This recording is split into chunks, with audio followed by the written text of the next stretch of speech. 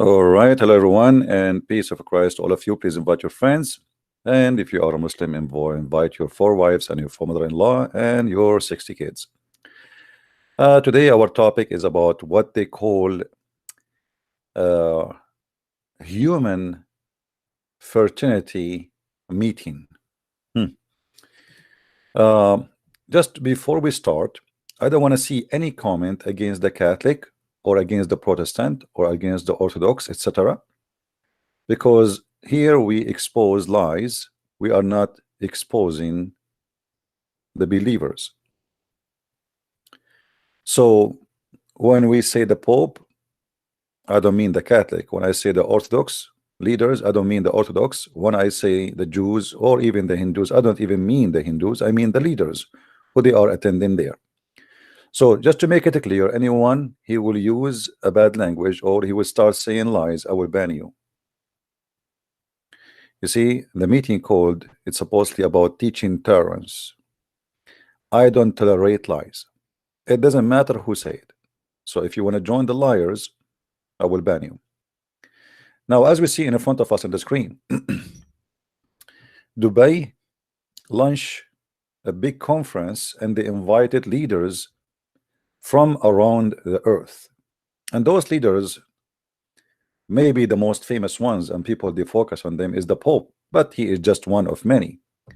There is Jews, there's a Christian Orthodox, there is a Protestant, there is. But for sure, always the spot of light will focus in the important ones. And the rest is just like ants to, to make the conference look better. It's like an open buffet, and we have to put some carrot. But everybody want to grab, the coconut. So if we look in this, the propaganda, they will show us that United Arab Emirates is a country who always supports human rights. As an example, here we see Nelson Mandela. But Emirates was major of countries until now who own slaves. And actually, just a few years ago, they used to have children's. They buy them from Thailand and Nepal for camel racing. The whole thing is nothing but a propaganda for the royal family of Dubai and for Islam.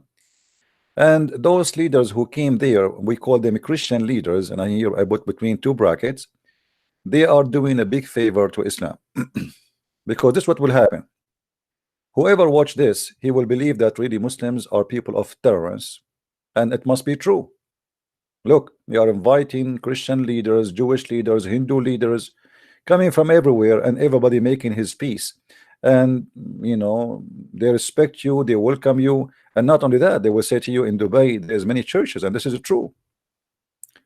But what they will not say to you, that in Dubai, if you mention anything about the Prophet, you will disappear. If you are a Muslim who is apostate, you will be killed immediately.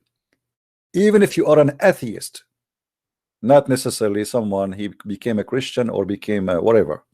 If you announce that you are an atheist, it is the punishment is jail and you will disappear. So all this garbage in front of us is a shame. Whoever being involved in it is bringing shame to himself, not to the Catholic, not to the Orthodox, not to the Hindus. They are shameful people and they are disgrace for whatever they belong or they present. Nothing here but a lie.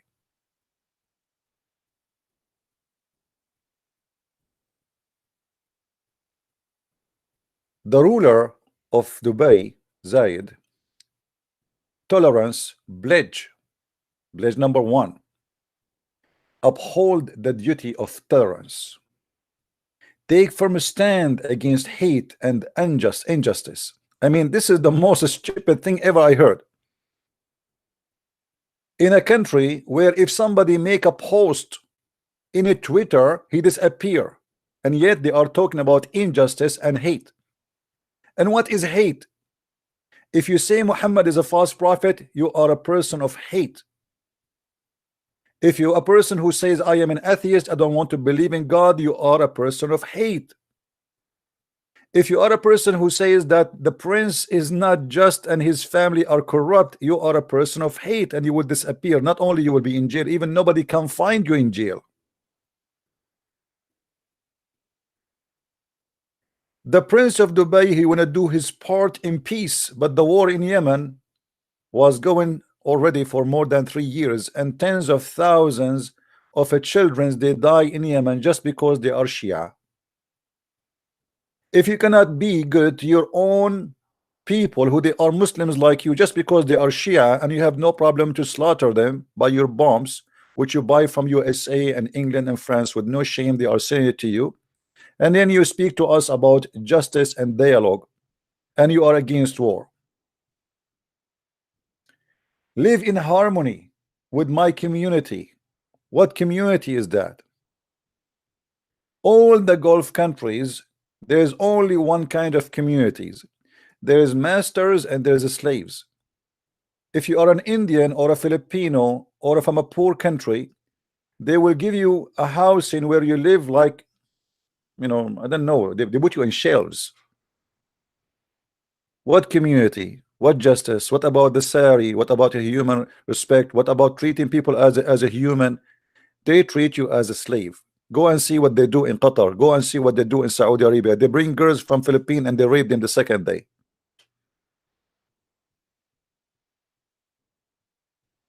How in the world somebody he present any church, the Catholic Church or the Orthodox Church or the Protestant Church, can share in such an agenda and propaganda?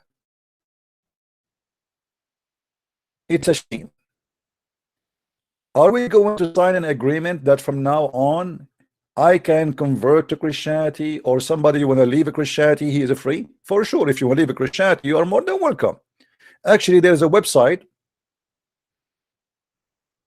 This is an official government website of United Arab Emirates, and guess what? Guess what? The guide how to convert to Islam. They spend billions of dollars as part of their budget to convert to Islam, and this is what this is about.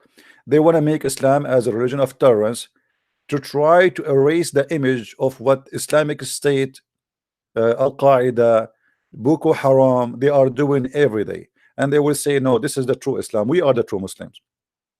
Now, where we can find the tolerance of Islam in the teaching of Islam? Are you the Prince of Dubai going to erase the pages from the Quran where it says kill the Christians and the Jews? Are you going to erase all the phrases and teaching of hate in the cult of Islam? Are you going to make a law to say as if somebody want to be an atheist, he is free? What this conference is about? This is why I called my video, the Pope, the Protestant, the Orthodox, the Hindus, the Jews are doing shopping in Dubai. You see, I want to ask everybody, and I want everybody to be honest with me. If this conference decide to do it in Ghana, how many of those people will go? Nobody. Money, my friend, bring everybody. Arab Christian leaders, who I call them big hypocrites. Our Christian brothers and sisters in the Middle East are slaughtered, discriminated. They took our churches, they took our lands, and then they attend a conference about tolerance. And what? We are the one who will sign the agreement of tolerance, as if we are the one who discriminate them. You know what I mean?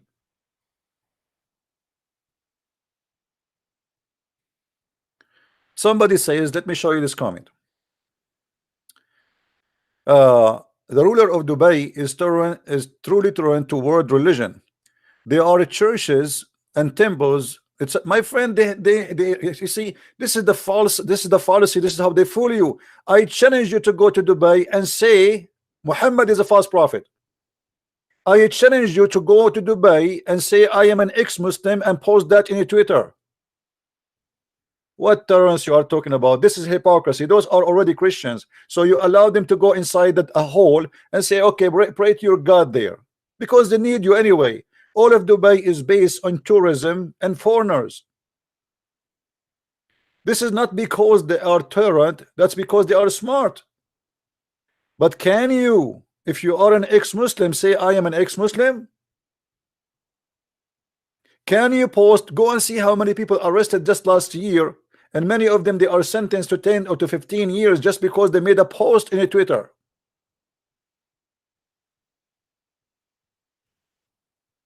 Don't fool yourself.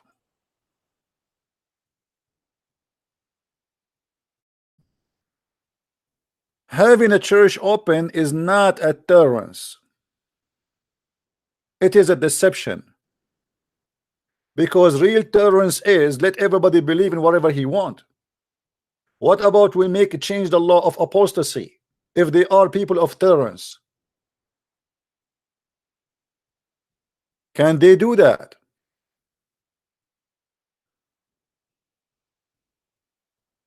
Somebody saying I believe that the Pope is doing hope for peace. My friend, you can do hope as much as you want, but you don't shake hands with the devil. How you shake hands with the people there right now as we speak? They are bombing Yemen and they are arming terrorists in Syria.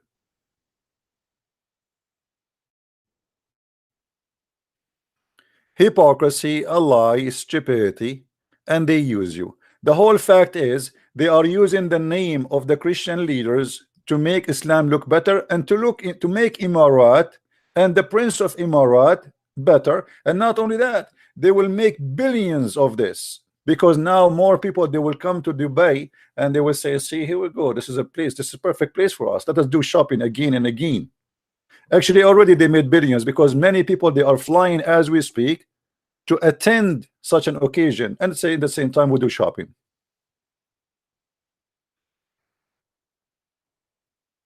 So let us make it simple. I am a Christian leader, I go to Dubai and I shake hands with those who they are slaughtering the Christians, jailing them, prosecute them if they are Muslims who left Islam. This is the situation in Dubai, and I challenge anyone to say to me this is not true. When you say hope for peace, and I shake hands with the one who will arrest somebody, convert to Christianity, or he want to be a Hindu, or he want to be an atheist, what hope for peace is that? You are giving a permission for this person to do more crimes because you just approved him.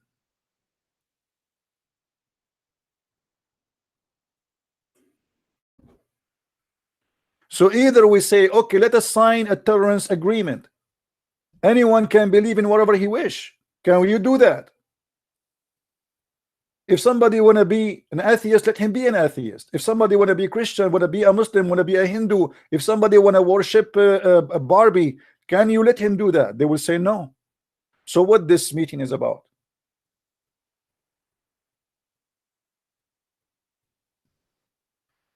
What this meeting is about? 13 countries where if you are an atheist, the punishment is death. What is the name of those countries?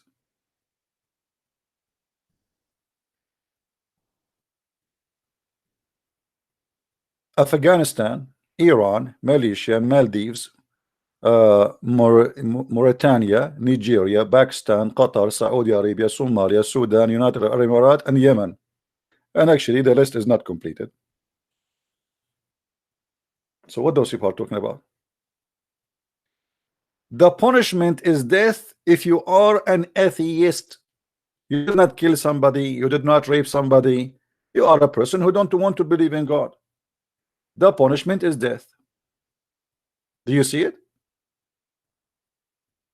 So what tolerance they are talking about?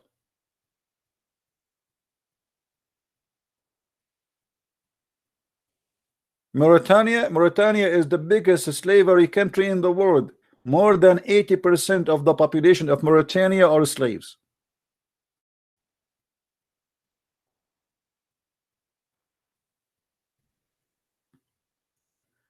We are not against tolerance. Absolutely not. We are Christians. Jesus, he said, bless those who spread peace.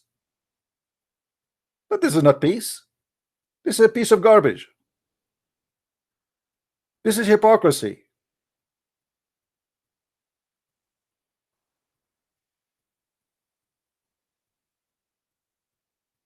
If you can bring me an agreement which is going to be practiced as a law, that somebody in Dubai, he can leave his religion and be whatever he wants, then I will believe you. Then I will say there's a benefit of such a conference. All what I see in this conference is people going there and their pocket will be filled up with gifts, which is money. You know, they will not bribe those leaders, the Hindu leaders and the Jewish leaders, by giving a check. You know, it might be too much exposed. So what we will do, we will give them expensive gifts. If this conference decided to be done in a country in Africa, a poor country, how many of them they will go there? Nobody will go there. Money, my friend.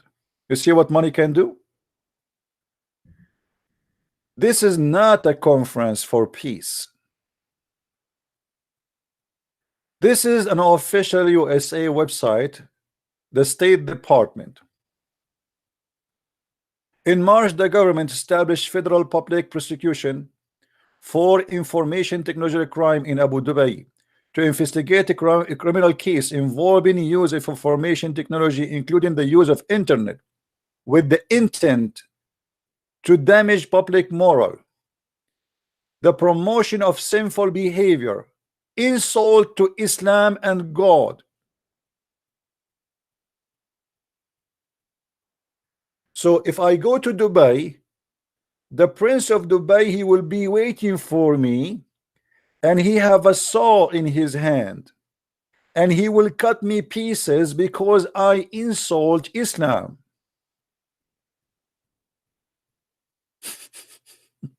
Am I lying?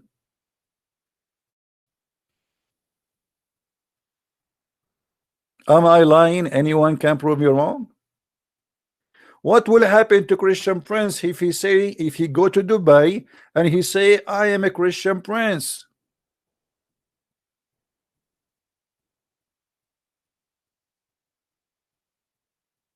So what this agreement is about?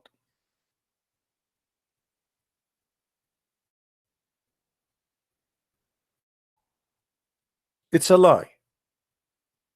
It's a lie, and it is a hypocrisy.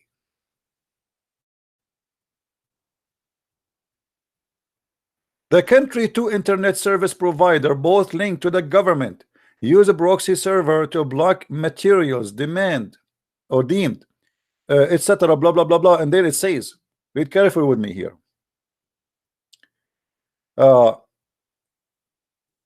They are watching you 24 hours, and negative criticizing to Islam is a crime. A Muslim who convert to Christianity is a crime. It is the same as illegal drugs, the same as a person who is doing whatever, like illegal thing. It's a wicked crime. This is the country we are going there, and we are shaking hands with them, and we are taking pictures.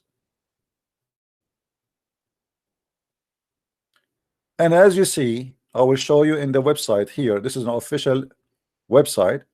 You will see that the one who they are sharing in this crime, they are from all Christian sect and all religion, Hindus, Buddhas, Jews, I mean, you name it. Every liar. This is a Coptic priest. You see him? This is the Coptic bishop, actually. All kind of hypocrite. This is a Hindu one. Look at the Hindu guy. He was chanting in Dubai. It's a conference of liars. Hindu, Buddha, Jewish, Christians, and Muslims. All they meet together to agree, let us be hypocrite and lie to each other and say we have no problems. Do you see it?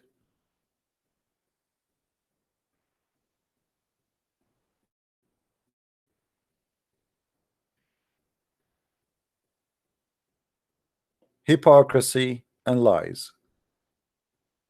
And we don't tolerate lies, my friend. This is why we speak against anyone who make lies. It doesn't matter who. Sheikh Mohammed, he is the Prince of Dubai. We welcome the Pope Francis in Dubai. This is historical visit will deepen the value of tolerance, understanding, and interfaith dialogue. Really? I truly, truly, truly believe you. And especially that we have our common values. Did you notice with me the word common values? We Christians and Muslims and Hindus and Buddhas and Jews, all of us, we share common values with Islam. Like what exactly? Burning a human alive, cutting a woman to pieces. Somebody apply for a visa in the embassy, we cut him pieces. We have a butcher house in the embassy. Somebody he insult the prophet, we burn him in the street. Somebody he say he's a gay, we throw him from 4th floor. Somebody he says something, a comment about the prince of the ruler, he disappear him and his family and nobody knows where he is. I mean, obviously we share a lot of common values.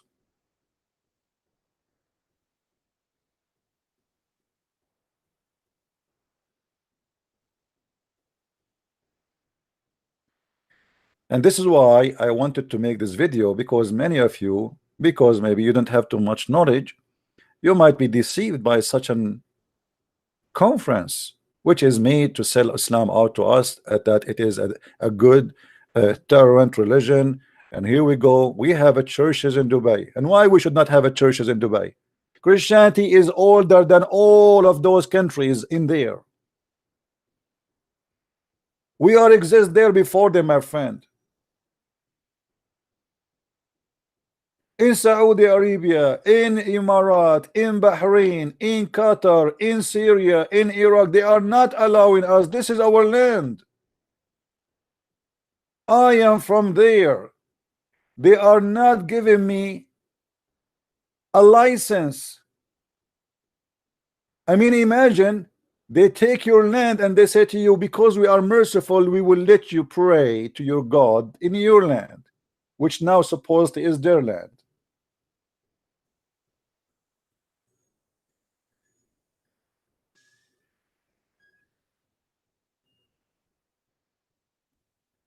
So we have to be careful.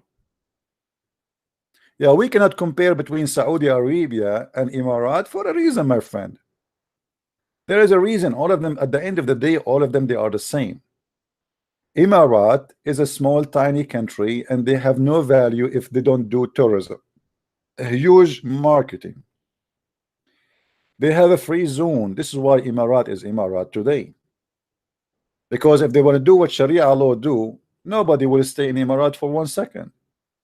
This is why there's nightclubs in Emirat, there's bars in Emirat, but this is all is fake. The second you say something, the second you say something serious, you disappear. As long you are a person who want to just have sex, sleep around, have drugs, drink beer and whiskey, it's okay with them.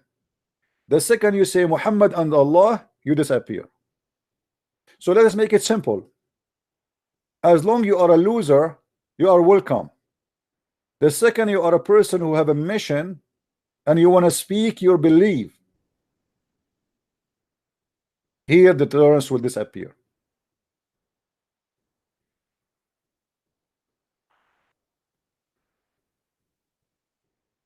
So we are not stupid, and we will not accept such a thing. And again, I don't want people to make comment against the Catholic, because as you see, this is not a Catholic thing. The Catholic have nothing to do with this. This is the Pope, and this is the Orthodox Christians, and this is the Jews, and this is the Protestant. They have leaders from around the world coming to attend this conference. All of them, they are hypocrite liars. What about they stand and they say, okay, are we going to stop killing apostate? Hey Prince, You invited us here. Are you going to make a law? It says that apostate is welcome and he will be respected and his life will not be threatened. If somebody decide to deny God, he want to be an atheist, are you going to make a law that he will not be killed? If somebody want to move from Islam to Christianity or any other religion, or he don't want to believe anything, is he safe in your country? Or he will be arrested immediately and he will be killed?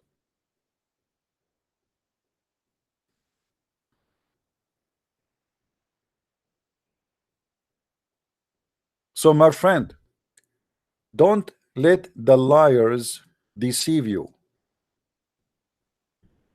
Dubai is like a grave. They cover it by marble from outside, but the inside is a grave. It's a dead land. There's no freedom. It is all about hypocrisy. Let us lie to each other. Let us give a hug to each other. Here we go. The Muslim and the Christians, they are hugging. How truthful that is. In Egypt, they are burning churches, killing Christians every day.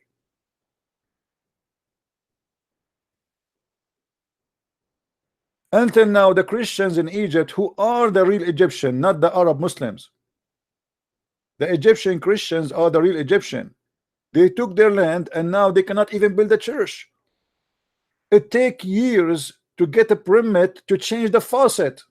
You are not allowed to change the faucet in a church without a permission from the government.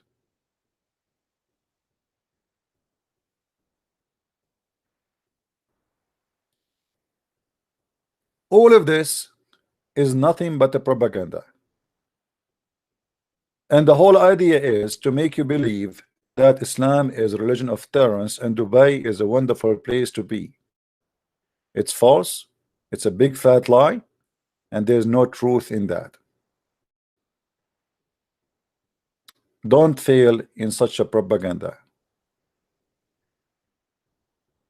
And you will notice they focus always in the picture of the Pope, even though there's a lot of Hindus and Buddhas and etc. attending that occasion.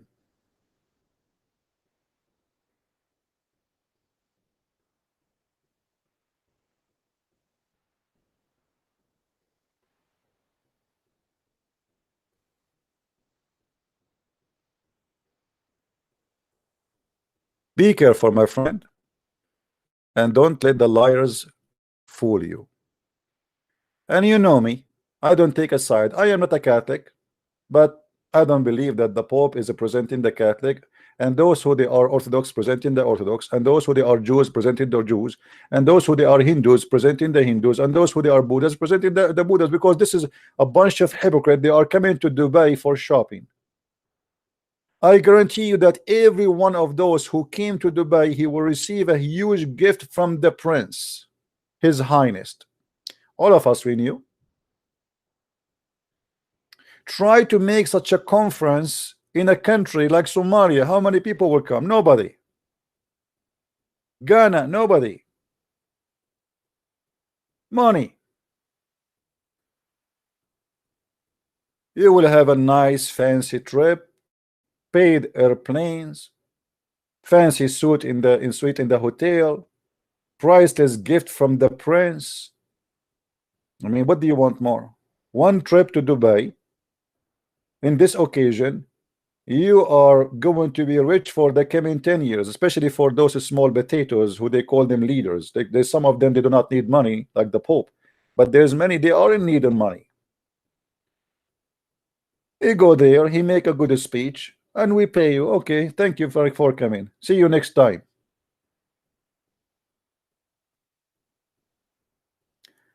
Money, my friend, money. What make all those people come there is money. Sawami Barahamamavi began to talk by chanting peace mantra in a lively and well-received address.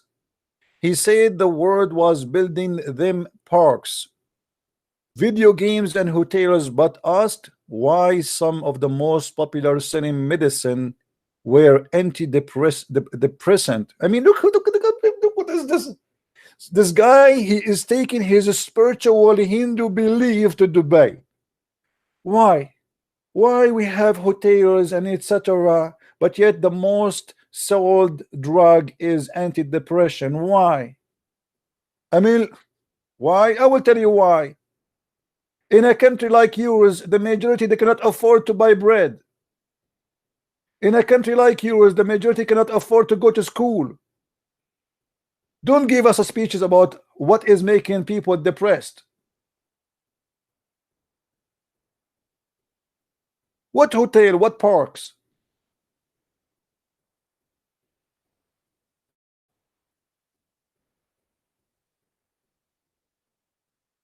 In a country like Islamic countries, you cannot even speak your mind. You cannot even eat the one you want, whatever you wish.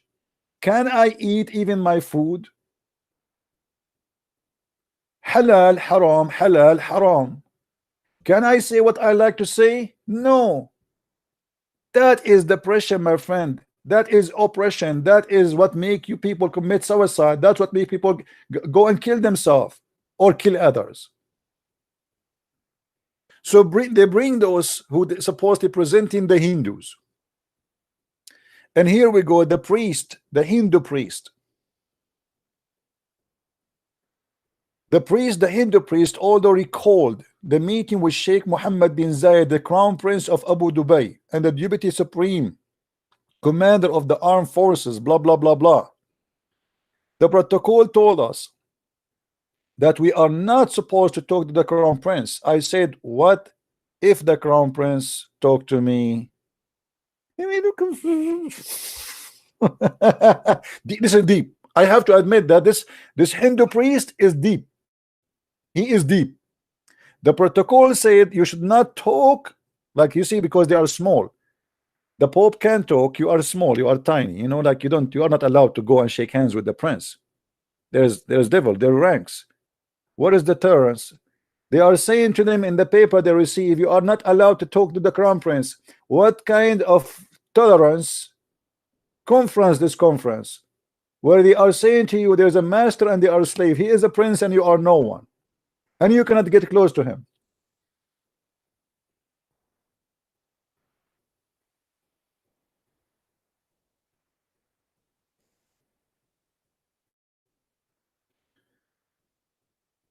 Hold on.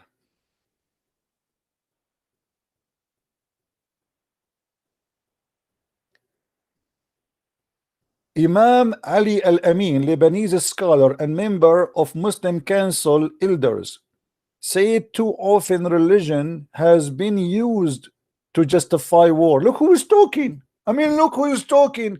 A Muslim who believe in Islam, he believe in chapter 9 verse 29 says, fight the Christians and the Jews and kill them until they pay the jizya or they convert or they die. And he is saying to us, giving us a speech, that religion is often used to justify war. Islam is not responsible for war launched under the name of any aggression, nor Christianity. Look at this. Here we go. If we have a meeting with him alone, he will say, okay, let me tell you about the crusade. Suddenly now he don't want to talk about the crusade because he wants you to forget about what Islam is doing. In the Middle East, in every history book, all Islamic history book, always a print for us an image that the crusade are people of the devil, when the fact it is the opposite. It was the Muslims who attack our land, and the crusade, they respond to the attack. They are not the one who do the aggression. They are responding to the aggression of Islam.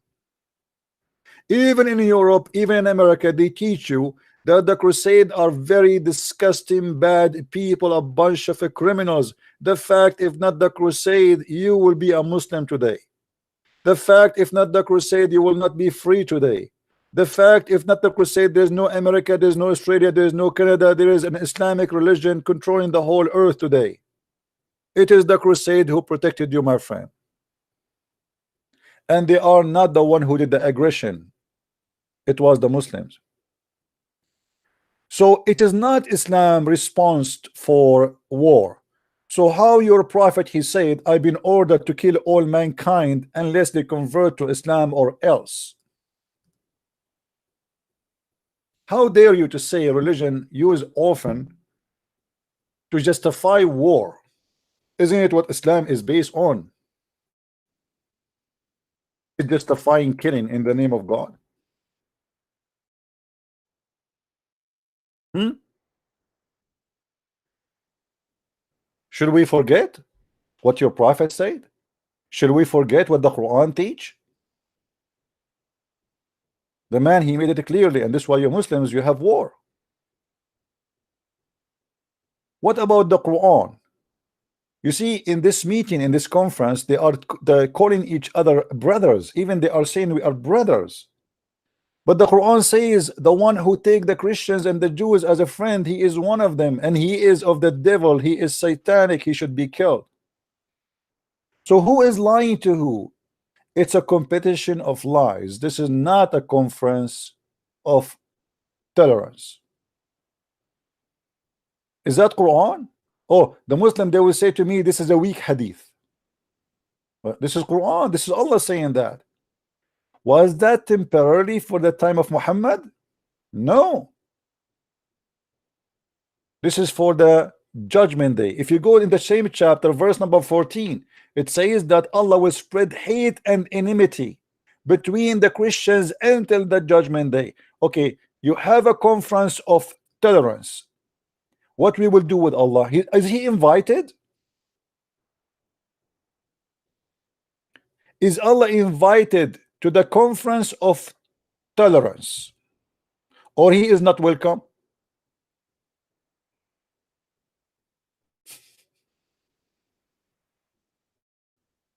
Sometimes we do not know what to say. I mean, they are making guys. Does it say enter judgment day? Does it say there? Because the Muslim, they might say to you, oh, this is in the time of the Prophet, as always they lie. Does it say this is until the judgment day? Allah have a plan for the Christians to spread hate between them until the judgment day. So now, can we invite Allah to this conference of tolerance, or he is not welcome?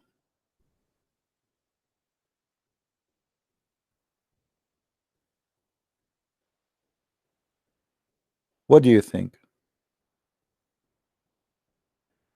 Based in the rules and the pledge of the Prince of Emirat, Allah is not welcome because he teach hate. And not only he teach hate, he is the big boss for hate. He is the one who supply hate. According to the Quran, Allah is the hate vendor. So we string them with enmity and hatred between the one to each other to the day of judgment.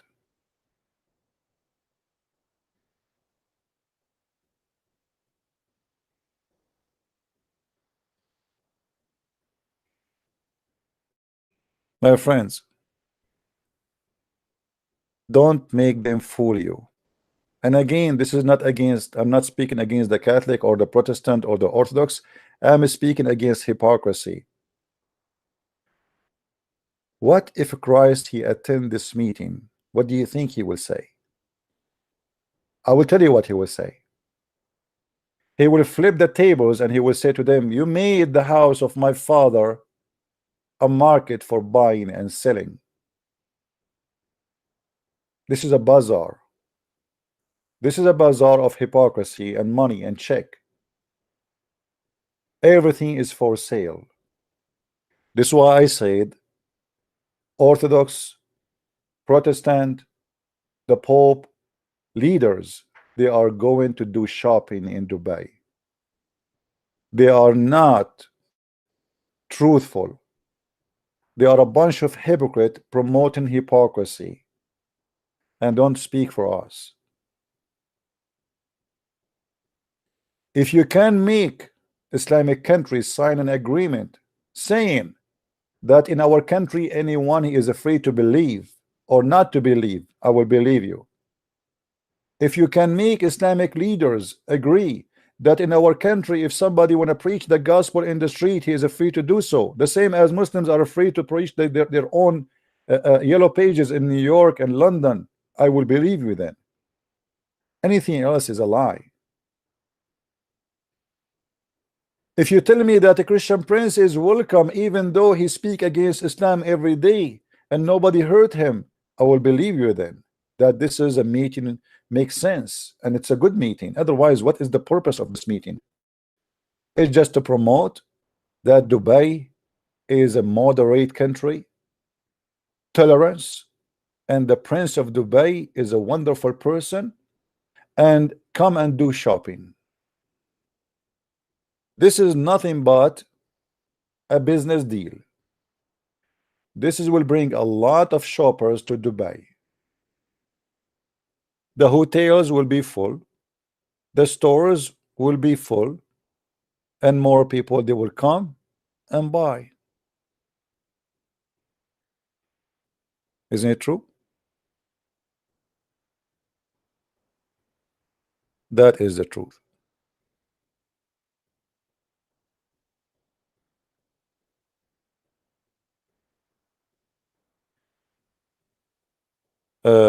We have a guy, his name is Adnan Rashid. Look at this kid. I don't think this guy, I mean, people, they use names, we do not know if this is Adnan Rashid or not. I respect him if he come to the speaker corner. Speaker corner is for kids, my friend. It's not for me. What speaker corner? Where people, they go and shouting. You want to call me, call me. What you can say to me in a speaker corner, you can say to me here. Why I want to fly all the way to... Somebody told you that the speaker corner is next to my door? Somebody told you I will take the bus and I will be in speaker corner? Or you are certified donkey?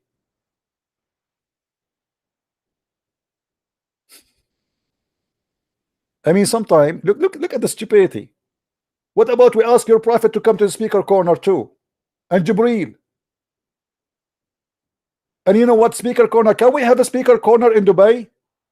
Can we have a speaker corner of Afghanistan? Can we have a speaker corner in Saudi Arabia? I will go there. Hypocrite liars. You have a speaker corner because of us. We are giving you freedom. Since when, you Muslims, you know what speaker corner is?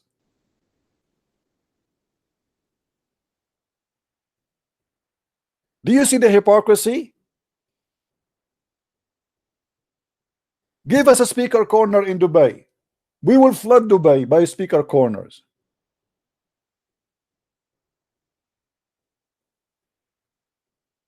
Cowards.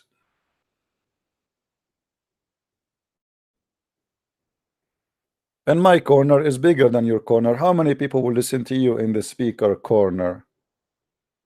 10 people. I have 1,000 watching. And I can show them anything I say in the screen. Reference, proofs, and details. What speaker corner? Where everybody lie and shout. Now, can you prove me wrong? I will open Sky for you, Mr. Adnan.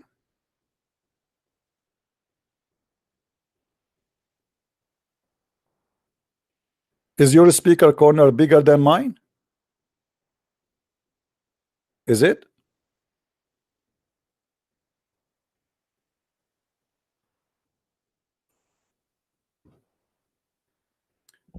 So, my friend, based on the pledge of the Prince of Dubai, Allah is not welcome in this conference. He is not, because simply Allah is a bad person. Either you agree that everything you say here is a lie, or you say we are telling the truth and Allah is not welcome.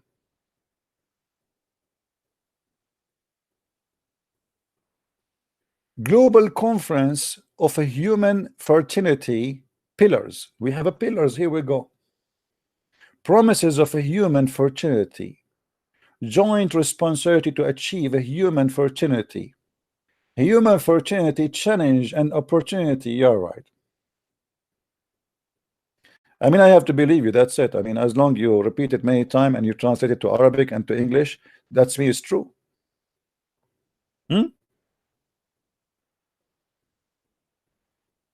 Ancient places of worship in the United Arab Emirates.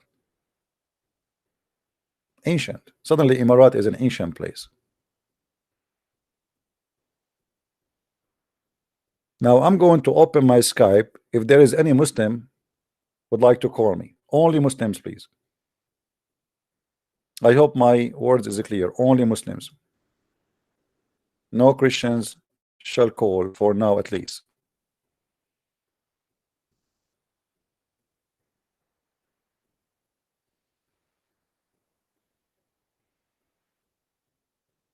All right, our Skype is coming.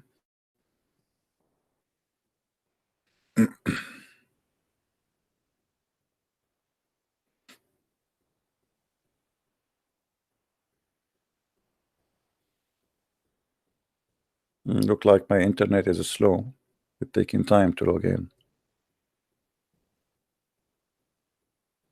All right. My Skype is on. Only if you are a Muslim you can call. Oh, we have Mr. Fahim trying to call us. Let us see what Mr. Fahim want to say.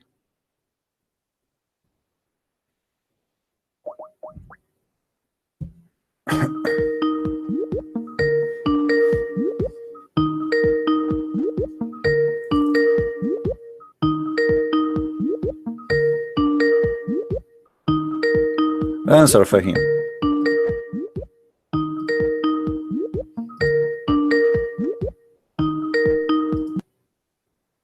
Maybe he is not there.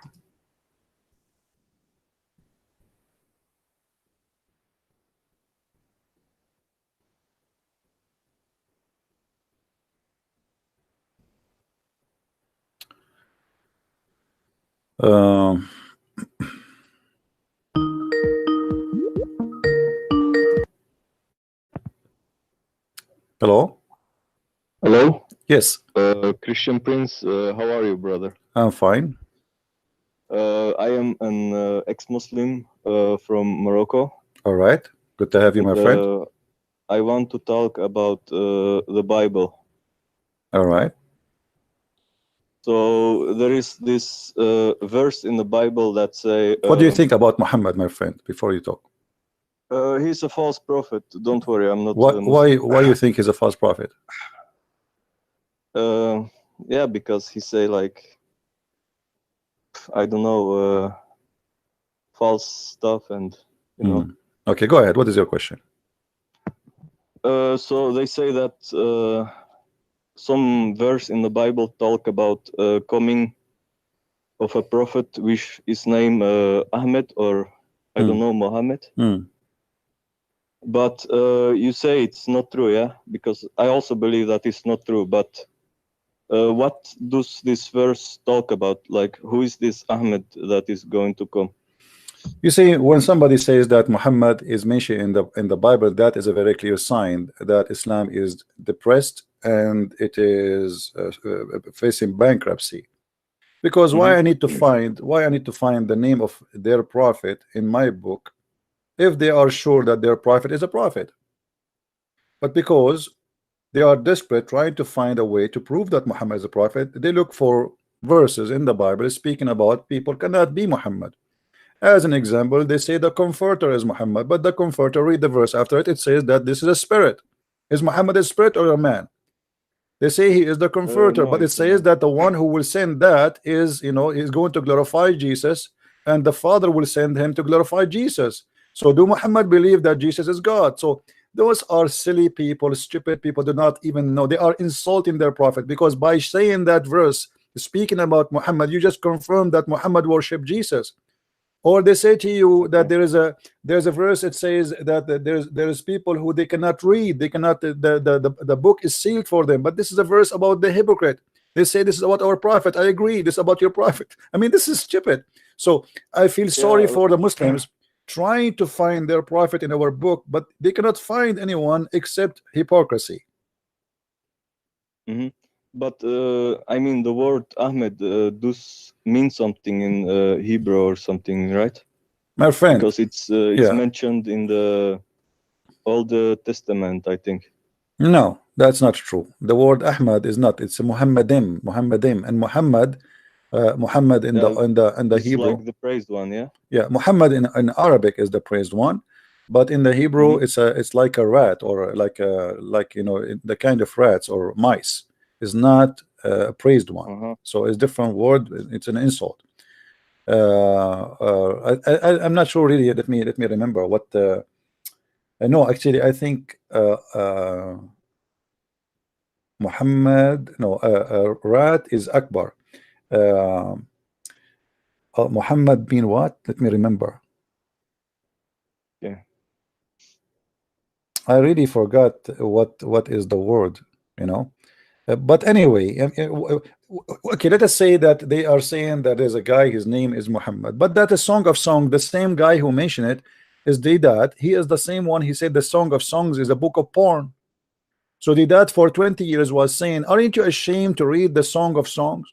Aren't you ashamed? Can you read? Go and watch the videos. Can you read those verses to your child? Then suddenly somebody told him that Muhammadim is the Song of Songs. Suddenly the Song of Songs became holy. Hypocrite liars. Yeah, I know. You know what I mean? Like, the Song of Songs is not about a man, it's about Jerusalem. The king praising his city, praising his, it's a poetry, have nothing to do with any man. So what Muhammadim? Do Muhammad have a grass in his chest? so Muhammad, Do Muhammad have nice is- legs? Do Muhammad have nice breast? What Muhammad have? I mean, this is stupid. Yes, but Muhammad, his original name was Qatham. like Qatham. Qatham, yes. Qatham ibn Abdullah. Okay. Yeah. But anyway, my That's friend, the name when that, somebody his when that somebody his is parents gave him, yeah? depressed, same time, the Mhm. name should be found in the Bible, should be found in the New Testament only, not in the Old Testament. Why? Because the name you mentioned, Ahmad, you remember you mentioned Ahmad? Okay, Yeah. Ahmad, supposedly it is Isa who will say that there is a prophet will come after me in chapter 61 verse number 6. A prophet will come after me, his name is Ahmad, not Muhammad. So here the Muslim, they are showing that's mean the Quran is corrupt, because should not appear in the New Testament, so sorry, in the Old Testament, should appear in the New Testament, and the name should not be Muhammadim, it should be Ahmadim. You know what I mean? Yeah. So it's a stupid, and same time, okay, let us say it's mentioned somewhere. Like I saw Zakir Naik saying to a Hindu guy that the word Muhammad is mentioned in the Hindu scriptures too. But Muhammad in the Hindu scriptures, it was a demon. He is an evil demon. I mean, this is how desperate they are. In the Hindu scriptures, yes, there's a word Muhammad, and he is saying, this is my prophet. But in their Hindu scripture says that Muhammad is a demon, evil demon, who was going to be burned, etc. So this is how desperate they are. So they just take like everything, even if it doesn't like make sense or whatsoever. You know, As long as in the it's, Middle East, you are a Middle Eastern like me, right? You are from Morocco. So I'm actually like Berber, you know. I'm not okay, Arab. yeah, but you are Middle East anyway. I mean, Berber. I'm not saying you are an Arab. I'm not saying, yeah. Middle Okay, East, but in the Middle East, if somebody have no honor, what he do, and you know that, like somebody, okay, there's somebody is famous and he is like have a good name, reputation. I say he's my cousin. Why? Because I'm trying to lift my honor up. You know what I mean? So I say, oh, he's my cousin, even though the guy, he don't know me, and I am not even relative to him. This is what Muslims are doing. They have a guy who have a very bad reputation, so they're trying to level him up. This is what bad people do. Good people, you see, if we go to the Bible, you will see Jesus when he was speaking to the Jews. He said to them, what do you say of the Messiah? They said he is the son of David. Now, I mean, do you know how honor is to say I am the son of David for the Jews? This is the highest honor, the son of David. This is not any person for them. This is David, the best king they have. And look what Jesus said to them. He said, well, if he is the son of David, then how David call him my Lord? So you will see how the difference is. The Muslims are desperately looking to be related to someone. The Messiah, he don't accept to be the son of David. Even in the Bible, it says by birth he is from David, but in reality he is not. He is the God of David. But as the Pharisees were assembled, Yeshua asked them, and he said, what are you saying about the Messiah? Whose son is he? They were saying to him, the son of David. He said to them, and how did David by the Spirit call him the Lord Jehovah, for he said, the Lord Jehovah said to my Lord, sit at my right hand until I place your enemies under your feet. If therefore David called him the Lord Jehovah, how is he his son? Here you will see that he was different. The Muslims are desperately trying to make Muhammad belong to the Jew, but is Muhammad even a Jew? Prophets of the Jews, they prophesy for somebody is a Jew like them, not somebody is an Arab. Exactly. But because they are desperate, they have a bankruptcy, they are trying to find a place for their child molester prophet, and let us find a place for him in any shelf in the book of the Jews. How the book of the Jews is corrupt, how the Christians are corrupt, and then we are trying to find the name of Muhammad in the corrupt book. Yeah, that doesn't make really sense, actually. Yeah, my friend. Secondly, can you prove to me any Muslim that Muhammad is a prophet? Let us say his name mentioned in somewhere. Okay, but okay, if he is a prophet, he should be a prophet. What is the prophecy of Muhammad? Muhammad, the prophecy is stupid. Muhammad prophesy how Allah he made the baby, and this is the most stupid thing ever, that the sperm became a clot, and the clot became bone, flesh, and the flesh became bones. Muhammad he claimed that women have a sperm coming from their ribs, and the man have a sperm coming from his backbone. Look like Muhammad never heard of something called testicles, and his God he never heard of it too. So when somebody, can I say something about that? Like the Muslims say that when they talk about coming from the ribs and the backbones, they say that the baby is formed from a bone that is like in the back, you know, like between the what bones, my friend? That's a good one. That's what they say, like. No, my friend. First of all, the verse is clear. You know, if you speak Arabic, the word taraib is the location of the necklace specifically, not all the ribs. You see what the woman, when she put the necklace, say for the man, yeah? No, the taraib is for the women, and the backbone is for the man. Okay. So it coming from between a sulb, which means the backbone of the man, and a taraib, the location of the necklace of the women. So Muhammad he taught, and we show many hadith about it. Muhammad he taught that women, her sperm, she have a sperm, and men they have a sperm.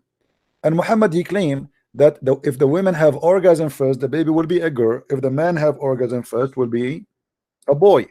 And this is again prove Muhammad to be a false prophet. And this is even not only funny, it's the most stupid thing ever. The messenger of Allah said, the man's water is thick and white, and the women's water is thin and yellow. Whichever of them comes first, the child will resemble the parents. Where Muhammad he got this information from? From Allah. I mean, here we go. They are trying to find the name of their prophet in our book, but can they find where the stupidity of Muhammad is coming from? Yeah, exactly. What kind of a prophet he says such a thing? And this is why if I get married, I will never have orgasm first, because I don't want my child look like me. That will be disgusting. Anything else, my friend? No, that's all actually. I just had the question about Muhammad being in the Bible, you know. Yeah, no problem, my That's friend. all, Thank you for calling. And okay, God bless you. Thank you. Take care. Bye. God bless. Let me look for a Christian prince name in the Bible.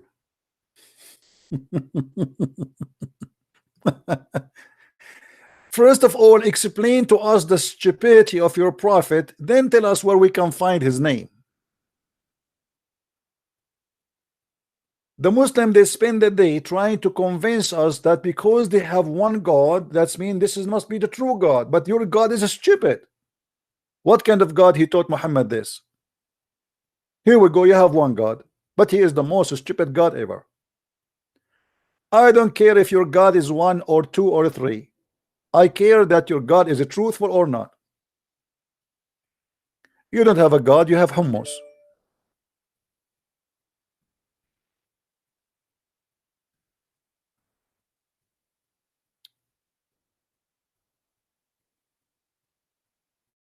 Can you call my Muslim friend? Well, why your Muslim friend don't call me, my friend? Let him call me. He can add me. You can add me and call me.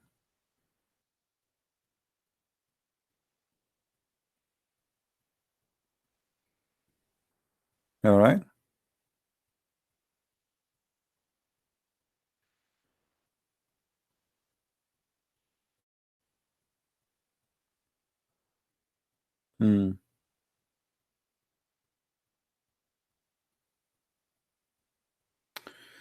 All right. Any Muslim would like to call us?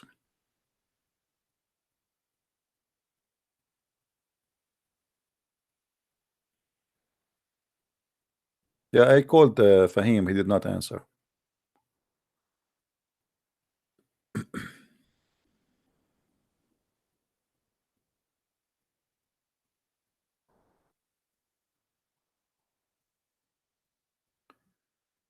Call Fahim? Well, I called him already. He did not answer. Let me do it again. I will charge you for the call, okay?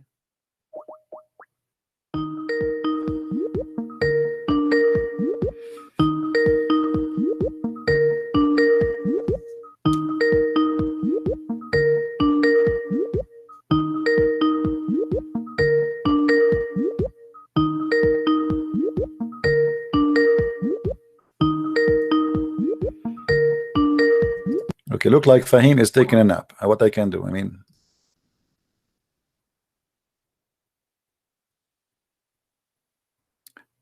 do we have any Muslim would like to call us? Anyone?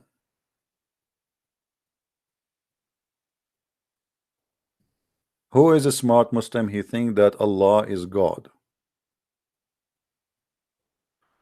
We have a request from a Christian friend here. And let me give you his page.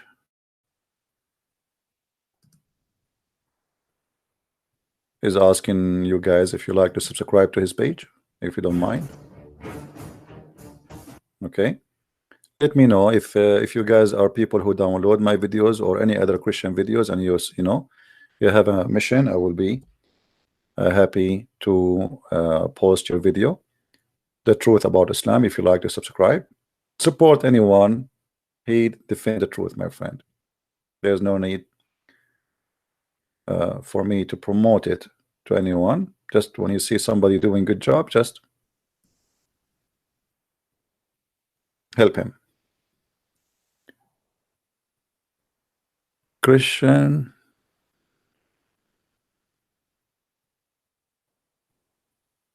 What this guy is saying. Do we have any Muslim?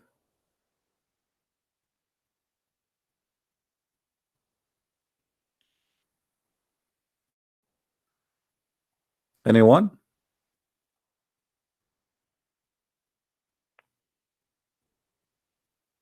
If you are a person who don't look good, I advise you never have orgasm first, please. I mean, you see, I wish somebody told my dad that in news when he was making love to my mother. But what we can do, obviously, he is the one have orgasm first. And here we go. This is the result. Look at me. I don't even have a mirror in my house. Once I saw a mirror, I get scared. This is why I took them off, all of them. I used to have a mirror in the bedroom when I moved in. I took it off. Like I was leaving the bedroom and the mirror in the door. I came back. I mean, what is that? I go fishing. I don't take with me anything. I just look at the water. Fish die. That's it. Their tongue come out. True story. Sahih Bukhari. So my friend, if you want to have a beautiful children's and you don't look good, okay, if you are the man who don't look good or you are the women who don't look good, please don't have orgasm first. Let the other person who is good looking have orgasm first. What you will lose? I mean, come on. Don't do that to your kids. This is not even fair. Somebody saying to me in Skype, I am ugly too. Well, nice to meet you. I mean, my friend, I don't want to meet ugly people. It's enough to see myself every day. Like, come on, don't make me feel depression now. I am ugly too. So what we will do now? We are going to have 2 more and play cards. Do we have any Abdul?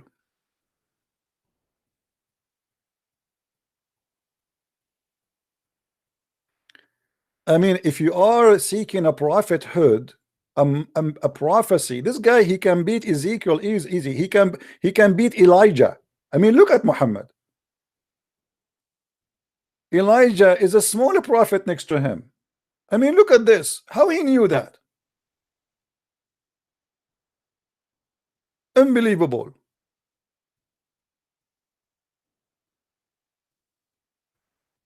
Nobody can beat the Prophet Muhammad. Nobody. And by the way, right now, all universities in the world, they are teaching people how to have better look children's using the statement of the Prophet. Not only that, the Prophet, he taught us the medicine to fight cancer, AIDS. Look, there's a video about it. I can show it to you. What is the statement Muhammad he did say? Change the whole world. It's a prophecy about what? About the fly. About the fly. Read this. I mean, how the Prophet he knew this? Brother, how the Prophet he knew this? Do you see it?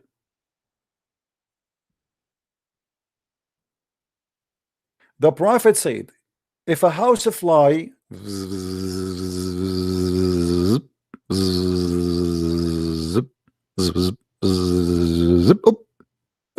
sorry guys, the fly fell in my soup and now I cannot take it off right away. Don't do that. You have to dip it first. The Prophet he said the following. Read with me carefully. This is science. The Prophet said, the second you say the Prophet said, that's it. That's God is talking. If a house fly falls in the drink of any one of you, he should dip it, and then drink it. You dip the fly, you have like push it down, like, and the fly will say to you, why you are pushing me down? Why you are pushing me down? I can't breathe. The fly now is under the drink, under the soup. The fly trying to breathe. I mean, like, why this guy, why this human being is pushing me down? The poor fly do not know that this is the order of the Prophet Muhammad, peace upon him, and this is scientifically accurate. So if the fly fell down in the soup, and what you do, you push it down with your finger, and the fly like, and you know, like, I feel sorry for the fly. I hope the fly she can breathe for long under the water. I mean, that's really risky. And then, brother, after you dip the fly in the soup, brother, you take it off and you throw the fly, and now your drink is safe and secure because the Prophet he said, because one of the wings has a disease and the other one has a cure. Unbelievable. Look at this, man. That is science. That's not only science, this is beyond. This is science and beyond, like not like a bed and bath and beyond. No, this is science and intelligence and beyond.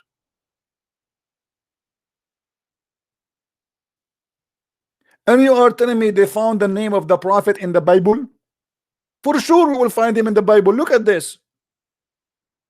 Somebody call Prophet Elijah and teach him to make a prophecy. Why Elijah cannot make something like this? Huh? This is the real prophecy. And right now, every scientist department in the world is using this. Actually, there's a video, honest to God, if you saw it. I made a video about it before. I don't know who remember it. There's a doctor from Egypt. He said there is the Catholic Church in Germany. They wanted to get the Prophet busted, to expose him. So they hire the most famous scientist in Germany to study the statement of the Prophet in order to make fun of him. And they told them, we will spend all the money you want. We will pay you whatever you wish. Just expose him. And then the two scientists, they start studying. And here was the astonishing surprise result. They found that this is true. And not only that, After those two scientists who they are paid by the Catholic Church because they don't like Islam and they hate the Prophet Muhammad, peace upon him, they discover this. The Catholic, they told the two scientists, please, please, please don't tell anyone. Please don't tell anyone. However, the two scientists, they start selling out the secret, and they sold their secret to a company. It's called Bayer, and now they are making AIDS cure from the hadith of the Prophet, and they sell every bill for $500. And this is in the video of the Muslims, and for sure this is a true story. And a Muslim will be watching TV, they will look like, what? Really? The Catholic did that? They hire scientists to expose the Prophet of Allah and they got busted? Allahu Akbar, Allahu Akbar.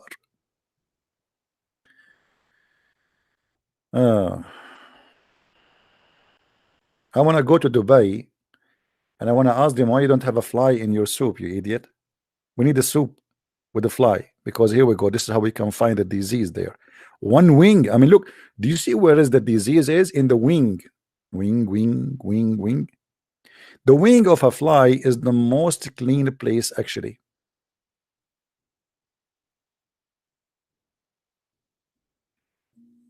Anyone?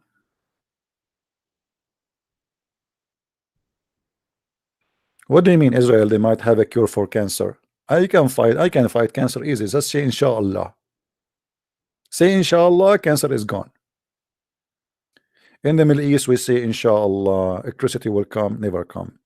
Inshallah, we will have the road fixed, never fixed. Inshallah, we will have better schools, never come. Inshallah, inshallah, everything is inshallah. This one, nothing is working. You call the electricity department, he says the electricity is gone, you know, we want to cook. For how long is it going to be? He said to you, inshallah is going to come soon. The second he said to you, inshallah, it's mean go and take a nap, like, or immigrate to a different country. That's it. It's mean it's never coming. Do we have any Muslim inshallah wanna call me? And inshallah you will win if you call me? And inshallah you will have answers?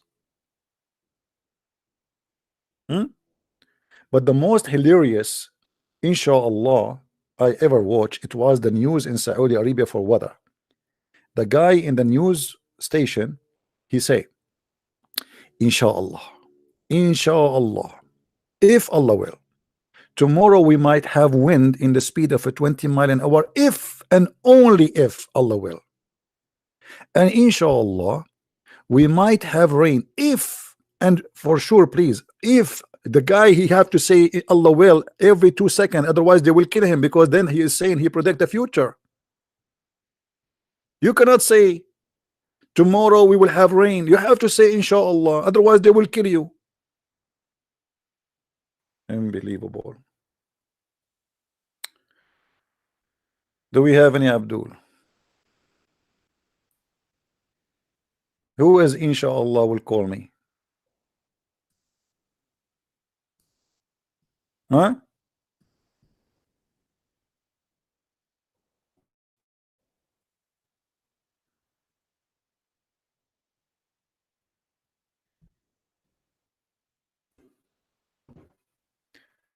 Muhammad Jama wanna call you, but he said he is occupied, so I deliver.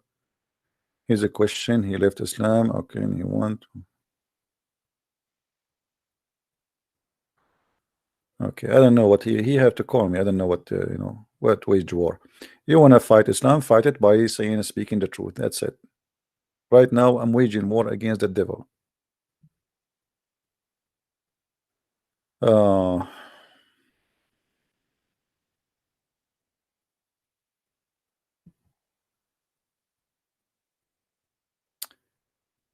Any Abdul?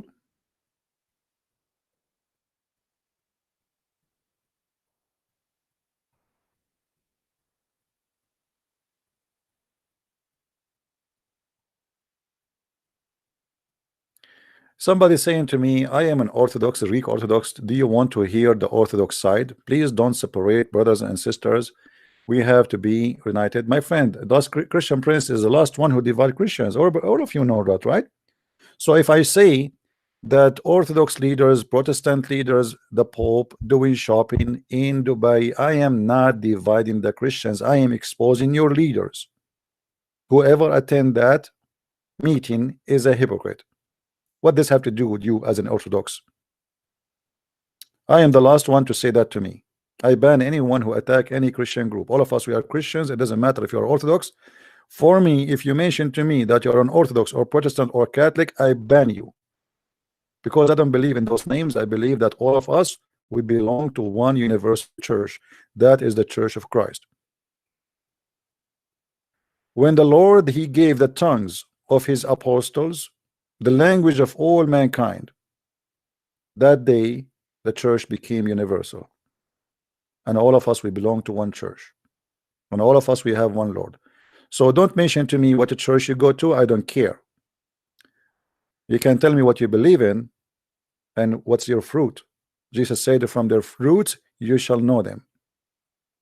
Not everyone says to me, Lord, Lord, enter the kingdom of my Father, but the one who do his will. So you are Orthodox, Protestant, Catholic, who care? You might be a scam, you might be a liar, you might be even following the devil, but you think you are a Christian if you don't have the fruit of Jesus. And what is the fruit of Jesus?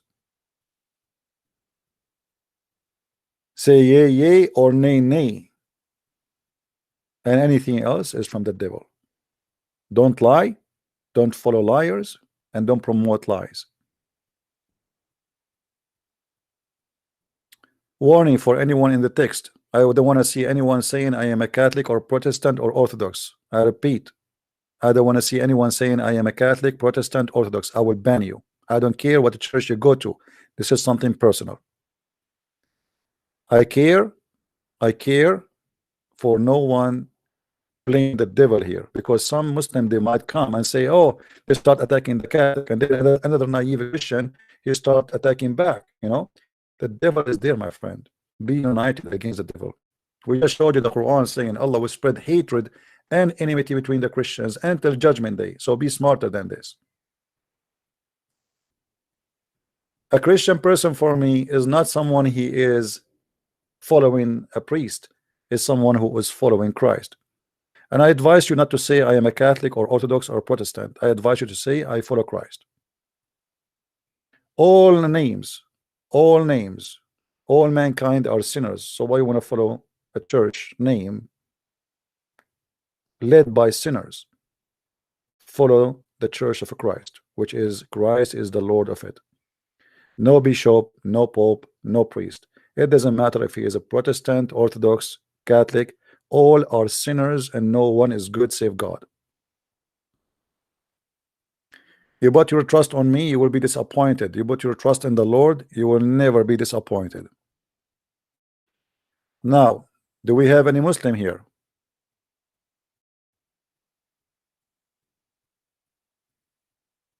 Any Muslim? Mayday. I don't know, today I feel like I want to convert to Islam.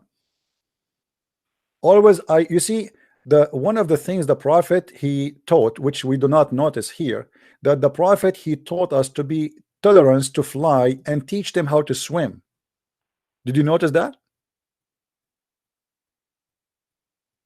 I mean, look at this, man.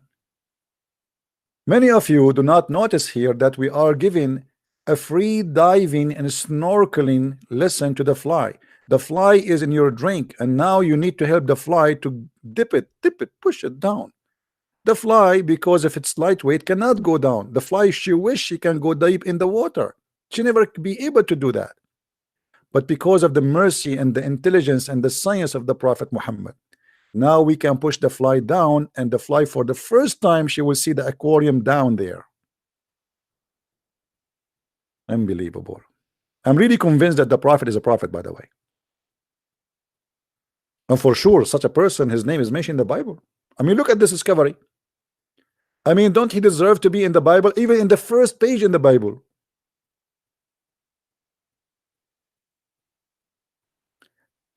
If I am in the White House, I will change the sign in the front of the White House. It says, in God we trust.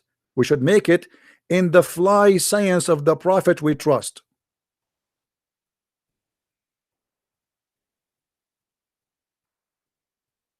We have to be truthful, my friend. I mean, you cannot fight the truth. Look at this.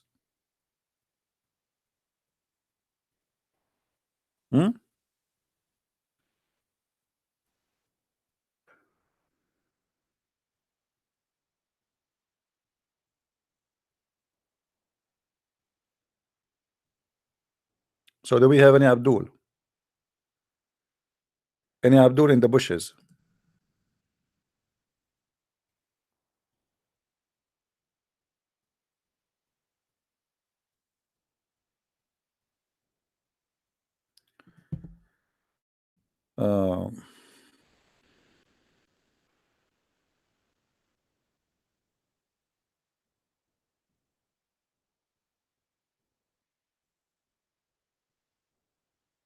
Somebody, he's saying he's from Africa. He want to play my recording in a audio. I mean, feel free, my friend. I don't know how to do it. You do it. You find your way.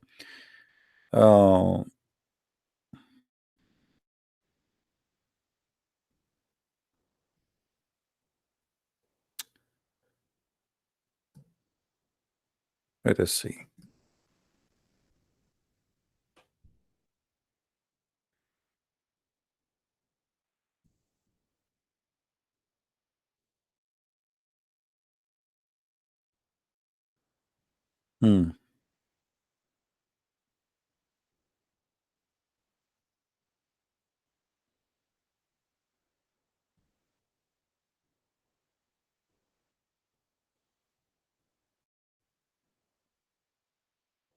Sorry, guys. I'm trying to find a customer. Until now, I did not find even a fly.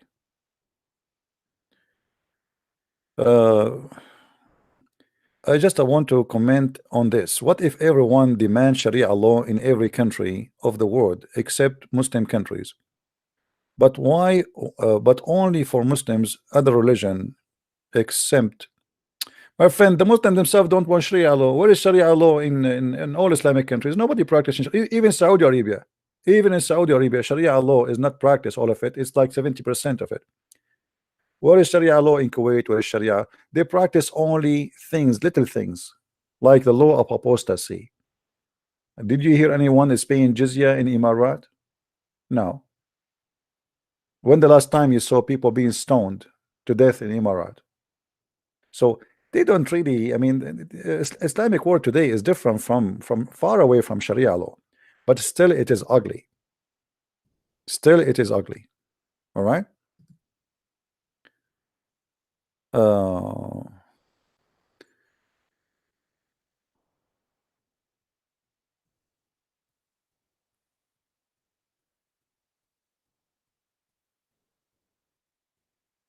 We have a woman, she said, I can say the same about Jesus. What is the proof that Jesus is exist or he is true? I said to her that we have living miracles every day. She said, wow, really? I thought miracles, supernatural thing, stopped happening 2,000 years ago. I have yet to see anything that I would consider a miracle. You're lucky to have been able to witness one. Let me tell you the miracles, lady. You will see somebody, he is a terrorist and he joined Christianity and he became a peaceful. That is a miracle. Someone, he was a member of ISIS and he want to chop the head of everybody, and then by accepting Christ he turned upside down. That is a miracle. So if you want to be a silly person, you feel free. The miracle in our life happened, but maybe you are seeking different kind of miracle. Maybe you are seeking that somebody cut your finger, you want your finger to grow. That can happen to a lizard if you want. If this is the case, here we go. We have a lizard who made a miracle. So sometimes they are silly. Some people, they are silly. They say, oh, where is the miracles of God? I want to believe in God. Show me his miracle. My friend, you are a miracle of God. You yourself.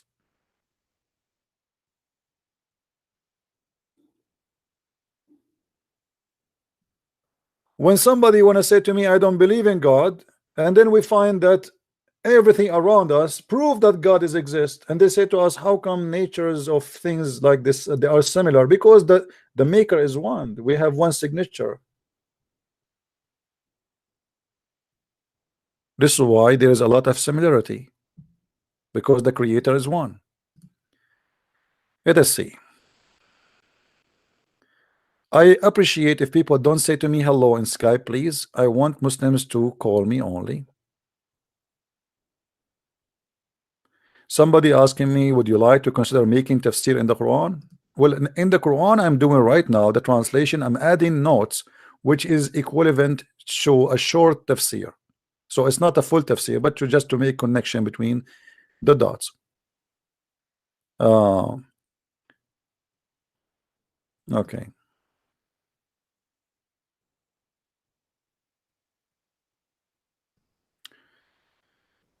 Do we have any Muslim would like to call us? Should we change this hadith in the front of us? I mean, come on. What if somebody is eating a soup now? And here we go. We are posting for me a fly fell in the soup. Let us post something is more attractive. Something, I mean, not disgusting. Enough is enough. What's wrong with this, Christian Prince? Butterfly. We want to see something more nice. I think this is nicer. Breaking news. Sahih al-Bukhari, the wife of the Prophet, she just announced that one of the wives of the Prophet noticed during the time of the prayer that she have a bleeding from her private part between her legs. She have a red yellowish traces, and then she put a tray underneath of her private part. My brother, I mean, this is a news everybody should know. I mean, this is serious. Who care if we have a nuclear weapon? Who care if people die from cancer? Who care? We need to know about the yellowish blood coming from the vagina of the Prophet wife. And I want to know right now, what is the tray brand she used? I want to order one. 1.4 billion Muslim, they are now reading this, and we have to know this. This is not, you cannot hide the truth, my friend. This is God. This is God. I mean, you cannot find any prophet. The family of the prophet, they are interesting too, not only the prophet himself. I am glad that the prophet wife, she did not say that one of the prophet wives, when she was having her period, a fly stopped in her or on her I mean, what is that, man? What is my ID? DB TV. Before you search for my name, don't forget to say inshallah to find me, because many Muslims, they try to do that but they don't find me because they forgot to say inshallah.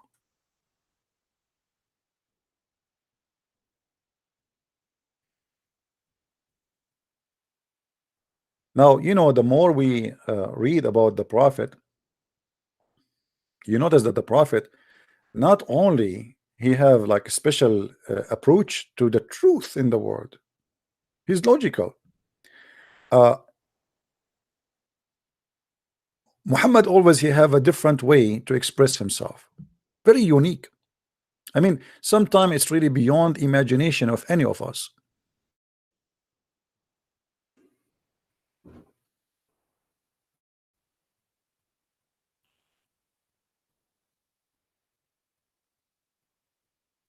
Any Abdul would like to call us?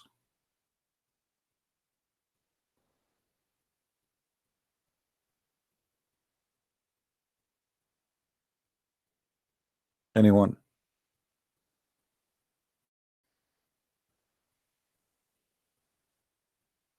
Nobody?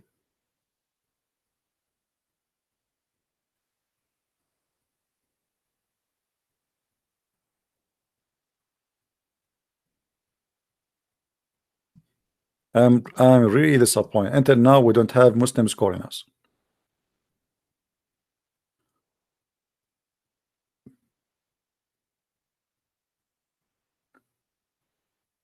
Anyone? You know, people, they are making donation for me. I really appreciate them, but remember, I cannot promise you heaven. You can go to heaven guaranteed if you make donation to Allah. Have you ever heard of a God he asked for a mortgage? He want to get a loan? And if you donate to Muhammad, Allah forgive your sin guarantee. If you donate to Christian Prince, sorry, I cannot help you. I'm just giving you a disclaimer. You know what I mean? This is how you know if somebody is a scam. Since when, if I donate to you, you promise me heaven? That's happened only in Islam.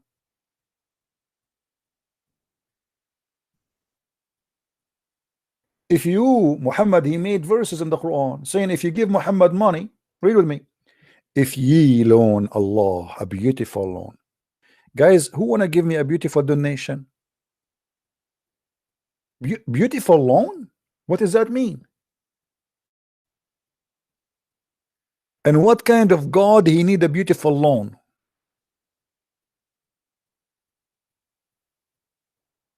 Oh, get a little light, get a little loan. This is Tom and Jerry.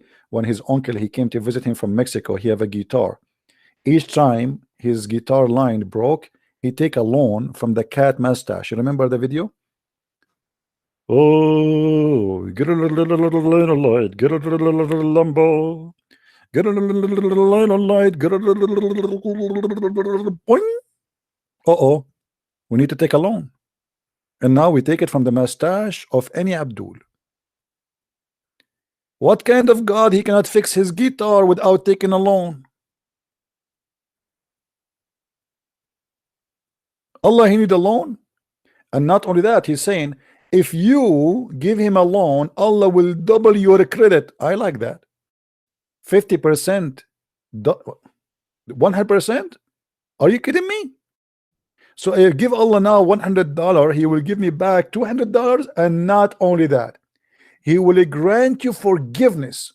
What the heck? I want to buy forgiveness. Have you ever heard of a God? If you give him a loan, he forgive you?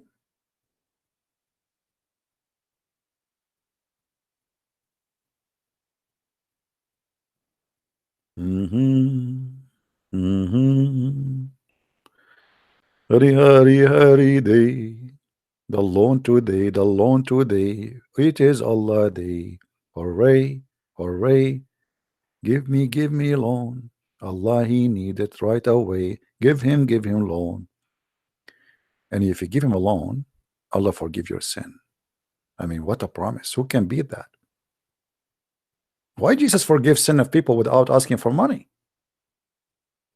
And why Jesus did not ask for a loan? Nobody. Do we have any Muslim here? Isn't it obvious that your prophet is scam, promising people salvation just because they give him money? And who is the one who will collect the loan? Muhammad. Isn't it obvious?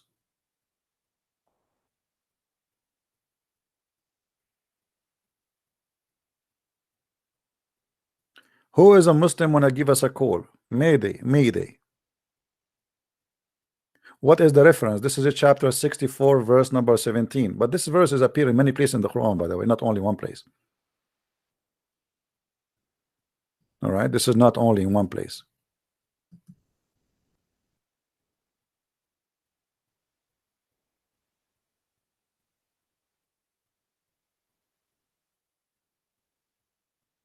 You guys sending me messages in Skype. I cannot even understand what the message. What is the question? In case you did not read this message, would you be great if you can respond to PM Sasa, chair my husband, and what is the question? I don't know. Mystery. Maybe people think I can answer the questions even if I do not know the question.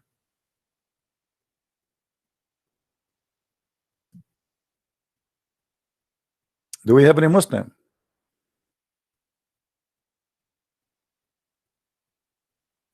Hello?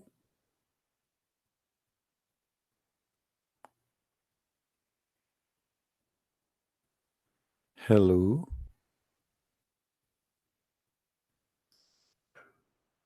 Nobody.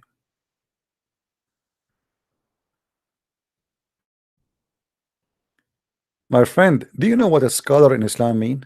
Do you have an idea what scholar in Islam? Like when we say a Muslim scholar, in fact, there's no Muslim scholar in Islam. In case you do not know. According to the Quran, the scholars Muhammad he named them is the one who say we believe, not the one who knows. And I challenge any Muslim to say I'm lying. The one who have knowledge in Islam is the one who say I believe, not the one who knows. Chapter 3 verse number 7. And those who are firmly grounded in knowledge say we believe in the book. That's it. You do not need to have a firmly knowledge, because you go and read the interpretation. They says to you Allah knows best. They have no knowledge.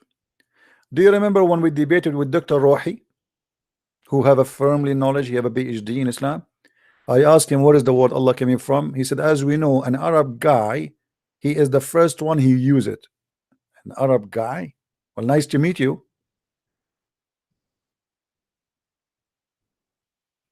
Even the name of their God, they do not know where it's coming from.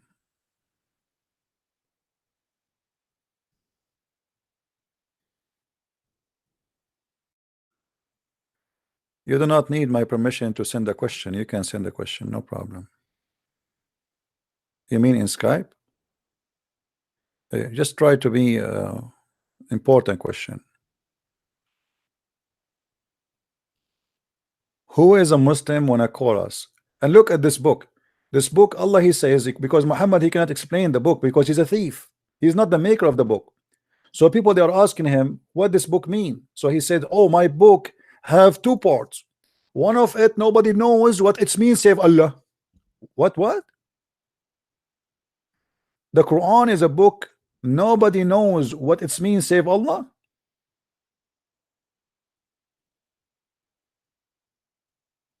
Hello? So why Allah sending the book?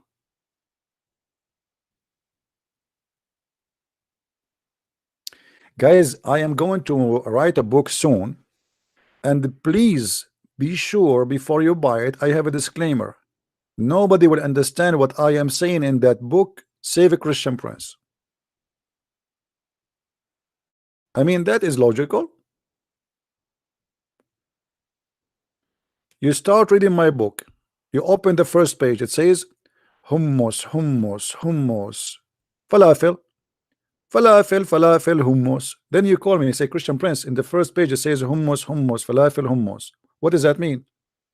I say to you, I am just a prophet, Allah knows best. I have no idea. Don't ask me. I don't know. Ma adri. If we call Zakir Naik now and we ask him what does that mean? Zakir Naik will not answer unless you call him 3 times. Assalamu alaikum. I told you 1,000 times. Don't call me. How you know it's me? I know you. You are like a ghost. You are following me wherever I go. I go to the bathroom, I hear your voice. I go to the bedroom, I hear your voice. I open my refrigerator, I see you. You are everywhere. Please leave me alone. Just I have a question about the verse. It says that only Allah knows what it means. So what does that mean? It's very simple. Allah is full of mystery. Have you watched ever James Bond? Watch what? James Bond. You mean James Bond? Exactly. If you watch James Bond, you don't know how they make the movie, because simply there's some kind of a tricks. So Allah is very tricky, and there is no way to understand Allah.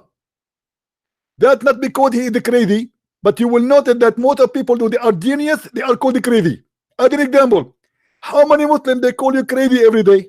Oh, like 100. Exactly. Why they are calling you crazy? because I say things they don't like. Exactly. And this is exactly what you are doing with Allah. He did things you don't understand and you call him crazy. Thank you very much. And don't call me again. And this is how Zakir Naik refuted me. That's it. I mean, how you can answer that? No one.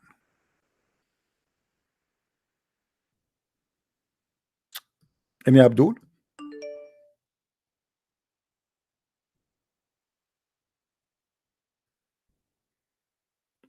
Somebody asking me what the name of the movie have multiple personality. This is old message. That was called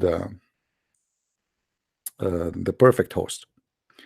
Muhammad went to Al-Aqsa Mosque, but the mosque was not built till after Muhammad died. First of all, nobody knows where this Aqsa Mosque is.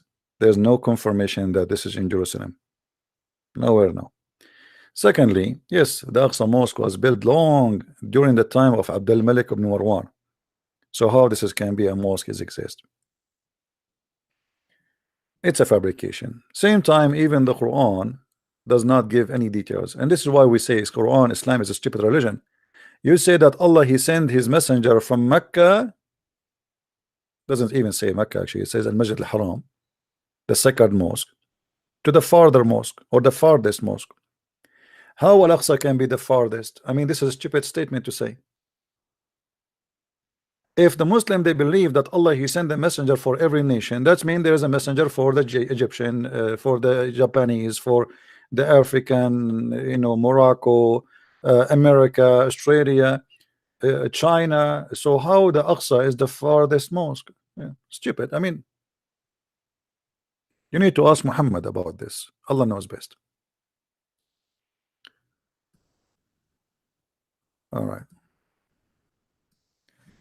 Let us see if this guy is a Muslim.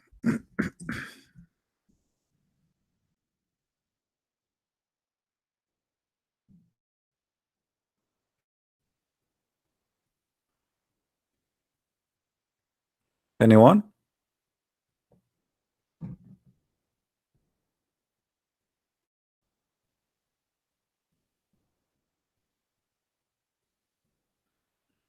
Guys, invite your friends.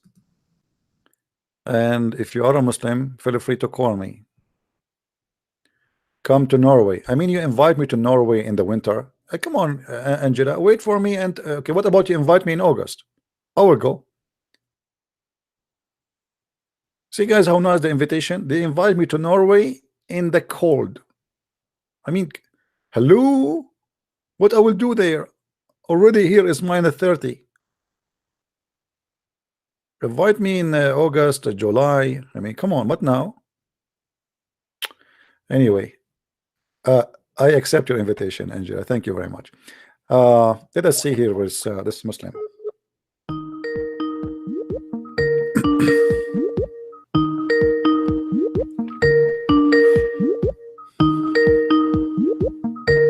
Answer, my friend, answer.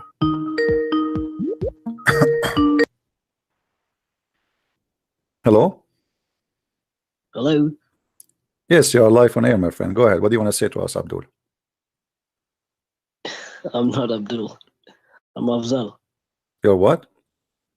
Afzal. Afzal? Okay. Yeah. Are you a Turkish? I'm not. Okay. You are a Muslim, right? Yes. Okay. What Muslim mean? Actually, I'm not a practicing one. Okay, but you call yourself Muslim. Yeah, because I'm born Muslim, so. All right. So you don't like, you don't think Islam is a good religion, or what? I've been listening to you. Okay. I live in the Middle East, so. All right. Don't say where you live. No problem. Yeah, thank you. So everything around me is this way, but I have a lot of questions. That's why I just wanted to ask you some questions, if that's okay. Sure. No I know you're pretty aggressive with No, I'm not really aggressive. If you know me in reality, you will see how friendly I am. Actually, once I was living in a building for a year, and each time I say good morning to the one in the elevator, they never answer me. This is how I look nice too. I mean, they get scared. So don't worry, my friend. Go ahead. What is your questions? Actually, I just wanted to know, like, you know, there are people who say that, you know, the story, there is no original sin. You know, see, I've got Christian friends as well. Okay, but and I'm pretty open and I'm very friendly person, but you know, of late, you know, I've just you know, I'm married, and you know, once you marry, you know, things are different, and you try to be a little bit more religious, and you know, things like that. Okay. I for me, you know, I know there is a God, and I really like to know my creator, you know, and I'm just like this guy who is in the Bible. His name is, you know, David, who's a man after God's own heart, you know. So unfortunately, I can't. Okay, your main question is about the original sin. Yeah, I'm a bit confused. I don't know what to believe. Let me explain to you. Original sin in Christianity is very simple. Original sin does not mean that we let us say like the Muslim, they try to explain original sin in a funny way. They say the Christians believe that Adam is the reason for all us to go to hell. The fact Adam, he commits sin, and I commit sin too. So original sin mean that is the first sin man did against God. So we believe in that. However, it doesn't mean that just because Adam he commits sin I will go to hell. No, because I commit sin too. The Bible confirms that every human being is a sinner. But the Muslims, they deny original sin. But if you go into details, you will find that Muhammad, he agreed with original sin without knowing. Where is that written? You can see, do you see my screen? I don't actually. Do you know my YouTube page? Are you listening on YouTube or no? Wait. Yes, I am looking at it from another phone. Okay. Yes. You can unmute just to be sure we will not have double sound. It says, the prophet said, we're not of Bani Israel, meat would not decay. This is how much he hated the Jews. And then he says, if not Eve, if not, and were it not for Eve, no woman would ever betray her husband. Now Muhammad here, he have a wrong idea of original sin, but in the same time it's about original sin, which means Muhammad he confirmed here, according to Islam, not according to us, that he believe that sin of women is inherited from Eve, correct? Right. So how he deny original sin in the way they say it to us? Same time, we don't believe that women are sinner because Eve was sinner. We believe we are sinners in nature, and we are a human. We are sinners. Adam was the first sinner, yes, but we are sinners too. But as you see here, Muhammad is the one who confirmed that you inherited sin by even gender. He don't blame the man for the sin, he blamed the women for sin. Same time, there's different hadith which is getting Islam busted when they say to us, we refuse original sin. Right. I don't know for how long you are watching my videos. I've been watching them for quite some time. All right. You will see here. Go ahead. Sorry, go ahead. No problem. What do you want to say? No, I mean, what I was thinking was initially I was like, why is this guy, you know, he's just going all, you know, head over heels on the subject. But you know what? I actually, you know, I'm an educated person, and I listen to things, you know. All right, that's good. And I know a lot of people, they tell us don't seek the truth, but I really don't want to listen to those people. But I like to really seek, you know.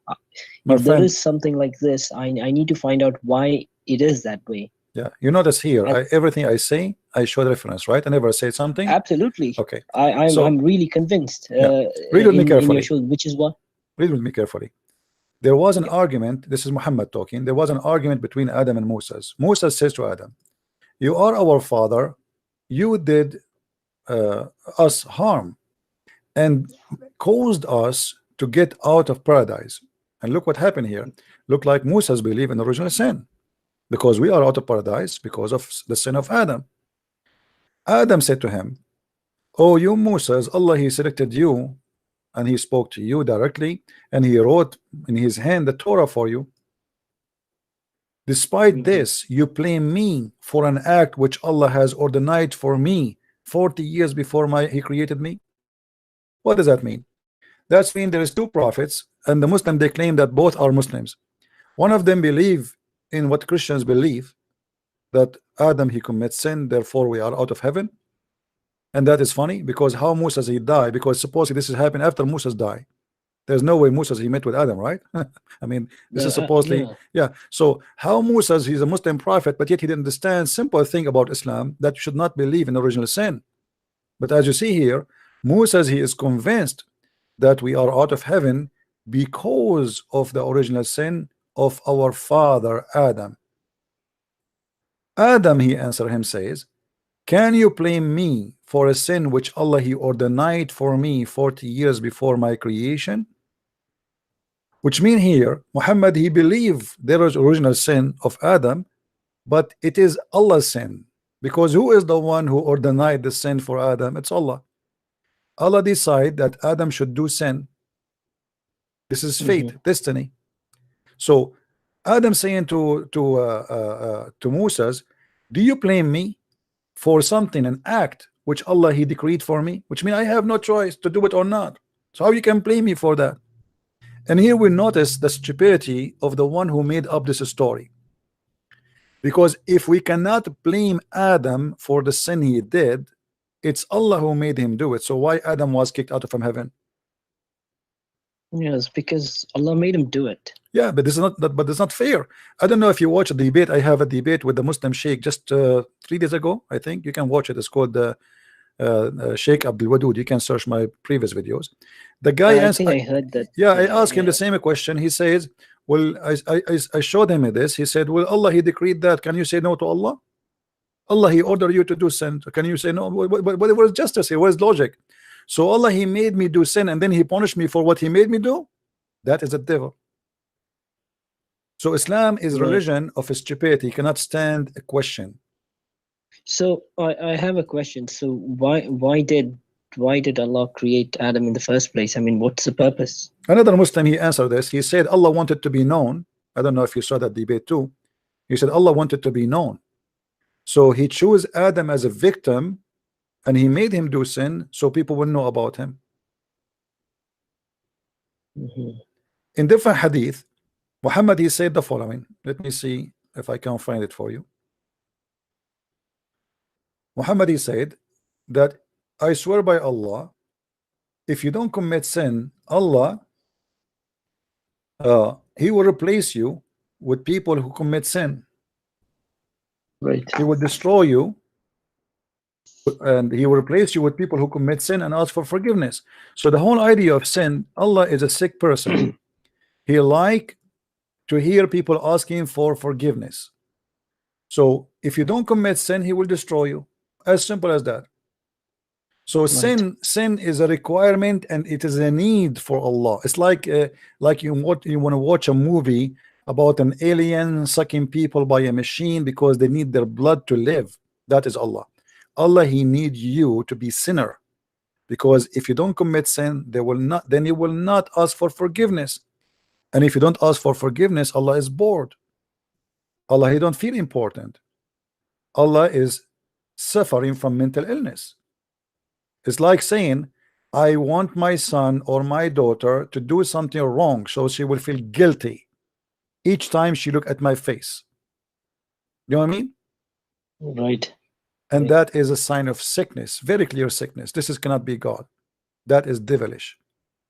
That is not fair. Yeah. This God, he play games with us. What Muhammad is saying here, if you are a good person, Allah will kill you. You have to commit sin. If you want to live, commit sin. Otherwise, Allah will spew you out of existence, and he would replace you with people who commit sin and ask for forgiveness. So what the difference between me and you? If you commit no sin, Allah will kill you. I commit sin, I am better than you, especially if I am asking for forgiveness, and this is what our requirement is. Right. And this is a clear evident that Muhammad is a foolish man saying stupid things. You know, this is foolish. This is not only I mean, I can't even use the word stupid. Stupid is too smart to say for Muhammad. This is beyond stupidity. Right. I just also have one question. I actually heard one of your debates about some of these worshippers. Prophet Muhammad was, asking or advising them not to go to pray when they are drunk. Yeah. So I just see. I'm not much aware of these things. So I'm just asked to follow things, but I'm taking my stance to this. My wife, she's pretty religious, but I'm not. So I need to find a way through to. You speak Arabic, right? I don't actually. Okay. I'm, you see all those yeah. hadith about in front of us proving that Muhammad used to drink wine and he was a drunk person. Even he teach Muslims how to make wine. All those hadith, and they are sahih. All of But them. are these credible, or are they just do they nullify this as weak? No. Those are not weak. Those are sahih. Those are sahih. This is not weak. Okay. This is not. You see the word nabid. Okay. Yeah. Prepared for him, and if you click, this is Sahih Muslim. This is not a joke. All right, this is Sahih Muslim. So right. Muhammad, he used to be a drunk, and even there's many hadith saying that he was a person who teach the Muslims how to make wine. If you go in the Quran, you will find even that in the Quran. The Quran claimed that alcohol is a miracle of Allah.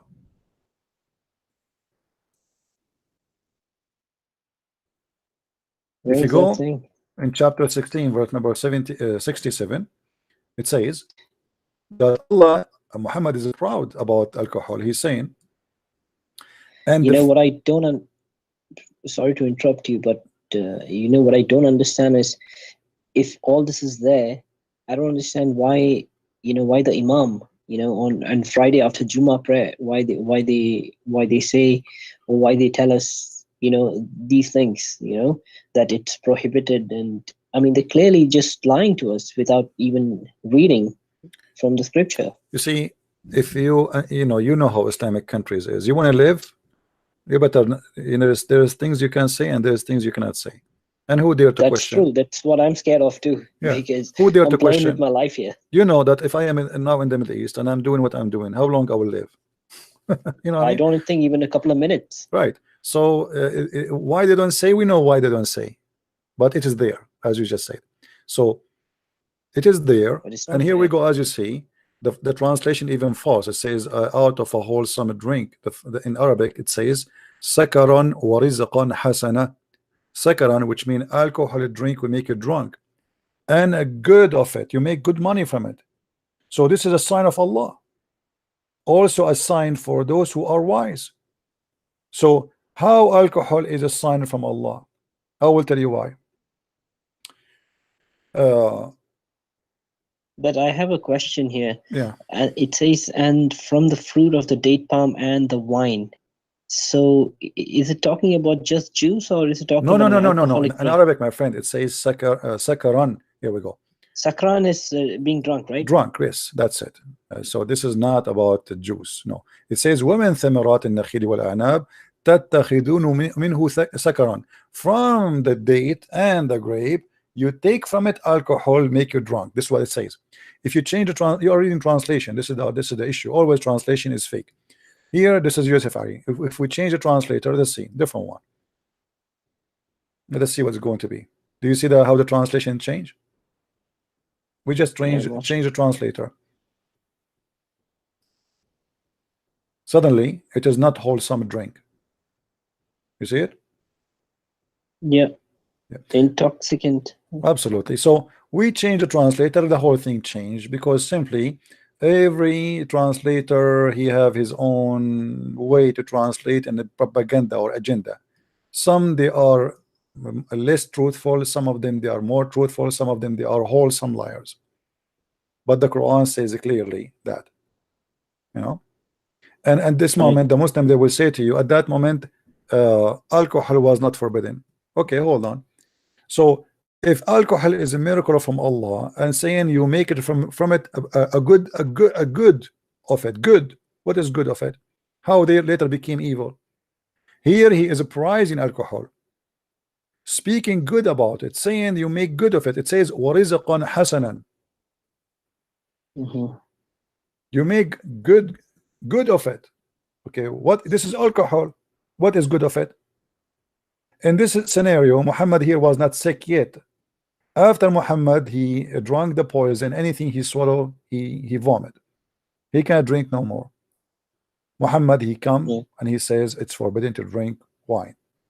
Otherwise, as you see, this is the same God who forbid the wine, is the same God he praised the wine. It can't be.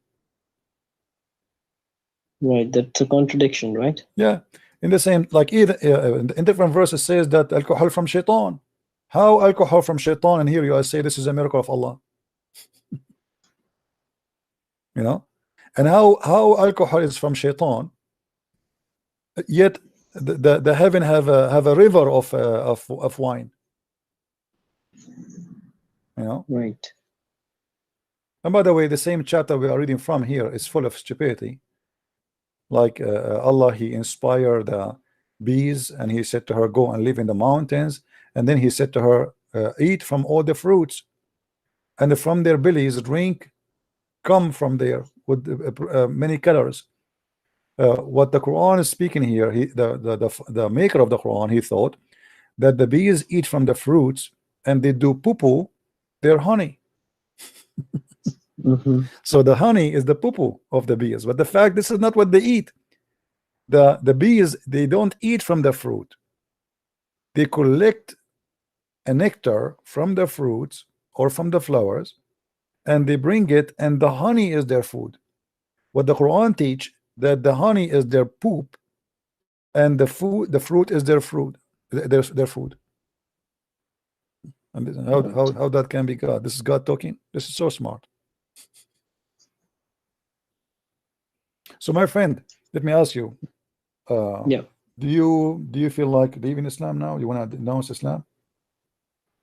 I actually did in my heart, but maybe not by my words. Okay, that sounds good. So we can say you are out of Islam. Yeah, absolutely. I mean, this is nonsense, and it's control system, you know. But where I live, it's not possible to, you know, say things like this. But I think I just have to find a way. I just have to do it. Well, I'm very happy for you, my friend, that you left Islam. Do you have any question for me about Christianity? As long as you decide to leave Islam, and you know you are like you are very sure that this is a very stupid cult and you don't want to be part of it, good for you. But what do you think about Christianity? I have a lot of respect for Christ, because I can see that he's always done good things, and you know, I mean, he's helping people, and he's definitely, he can't be human, you know, because of all the things that he's done. So I'm just taking it like one step at a time, and I'm pretty convinced that Christ is God. I know that. I mean to I that, know, my friend. I mean to that. So you accept the Messiah as your savior then? absolutely. I know that, but That's you know, wonderful. I just don't want to go around saying this, because you know how it is in this part of the world. My friend, who care about the world? You know, the Messiah, he said, what is the benefit if you win the whole world and you lose yourself? So win yourself first. So I'm so happy that you believe and you accept the Messiah as your Lord and your Savior, and that is what is important. Is not what the world want, not what. If we do what the world want, we will go nowhere, and we will never be satisfied in anything. The world today is about how to make money, how to be rich, and the more you make money, the more you find that you are poor, and the more you find that you are not happy yet. So appreciation of the Lord is very important, and knowing the Lord is extremely the way to find the appreciation, which means to find the happiness. As long as I don't appreciate what I have, what the Lord he gave me, I will never be happy. So finding the Lord, that he is the only one you should believe in, is the way for happiness, and you just got your happiness. I'm happy for you. Thank you very much, sir. I just want to say two things. Just don't want to take much of your time, but one is, I've listened to Dr. Zakir Naik, speak, and the way you imitate him is absolutely hilarious. I got to give it to you. I wish I can give you an award for it, because you're absolutely hilarious when you imitate him. That's one. And the other thing is, if you don't mind, I'll try to get my wife and another friend as well, because I've been discussing with another close friend of mine. This guy is he's basically he talks to a lot of people and converting them to hello, can you hear me? Yeah, I hear you. Go ahead. Yeah, so he talks to a lot of people and he's converting them to Islam and everything. So he's got this thing. He was telling me that you have to be more active, and we need to get this done and see this through. But I'm more I'm more logical, and I'm thinking that listen, if you're going to sell something to people, I mean, it has to be beneficial for them, because I don't find it beneficial. Well, about So you ask this person to call me. You can ask him to call me, and you watch and laugh. Let him, this guy who want to convert people to Islam, let him call me. Tell him. Yeah, but don't see, say the that thing is, tell him that would you like to call this guy? I really would like to do that, but I'm going to take it at this pace. What I'm going to do is I'm going to be telling him, and maybe before I ask him to speak with you, I'll speak first with you, because this guy might get offended real fast. You know how they think. Yeah, and be careful, because now maybe if you ask him to call me, they will know that you left Islam already. So just be careful. Oh no, he's not going to know that. I know how to camouflage myself. I've been okay. doing it for quite some time. I've been listening to your videos. I also listen to a lot of Sam Shimon and David Wood, and I really thank people like you. I mean, that because people like you take a lot of risks in your life for the benefit of others, and I really thank God Almighty that people like you exist. Someday that I wish there will be hundreds of people like you across the globe, and and tear this nonsense down. I really like this is what I want. Yeah, well, if you can bring me any Muslim to debate me, I will be happy to do so. Just tell me. They can call me, and you just sit and watch, and you will see this ability of this cult. This is the most silly, stupid cult ever. And here in the same time, people learn how to debate with Muslims, how to show them the truth, and you will learn yourself how to do it too. It's like here, what we have here is a free school, open every day for free. Thank you very much, sir. You're welcome. I really appreciate. Don't call me sir. I'm your brother in Christ, my friend. Who's sir? There's no sir here. The Lord, he says, when the Messiah, he wanted to wash the feet of his apostles, they said to him, what you want? You are our Lord, you want to wash he said, if you don't let me do that, you don't belong to me. So in Christianity, my friend, the master is the one who serves. To be the first, you have to be the last. So we are different from Islam. In Islam, you see, they say that we are the one who worship a man, but look, the man we worship, the Messiah, they think he's just a man. He is the one who wash our feet, and he is the God for us. Muhammad, Muslim, they are fighting over his boogers. They are fighting over his snot. They are fighting over the underwear wash. So we are the one who worship supposedly a man who is God, but the fact we are worshiping God who become a man, not man become a God. And they are the ones supposedly who don't worship a man, but the fact every act they do, Muhammad for them is more important than God. Even Muhammad himself, he claimed that Allah, he pray on him and salute him. Even he claimed that Allah, the first thing he wrote in his chair, the name of Muhammad. He wrote the Shahada and the name of Muhammad there. So Muslims, they worship a man, we worship God, and that his name is the Messiah, the Christ, who commit no sin, who his name is glorious, and he himself is a miracle, for God is a miracle. And I'm really happy for you, my friend, that today thank you very much. You accepted the Christ. I really appreciate speaking with you, and it's an honor, and keep doing what you're doing, because there are a lot of people like me who are on the fence. If you want me to speak if you want me to speak to your wife, you can call me if you want in private, no problem. Bring your wife with you, and you can call me in private. We can decide what time, and I will be happy to talk to your wife if you want. Yeah, I actually don't mind. I actually tried to notify like a few things to her, but she was like, "What's wrong with you? Are you out of your mind?" Because she's talking about leaving tradition and customs and things like that. I don't follow Christ So because of a custom. You see, I'm born from a Christian family, but I am not a Christian because I'm born of a Christian father and mother. In Christianity, you cannot be Christian because you are born of a family.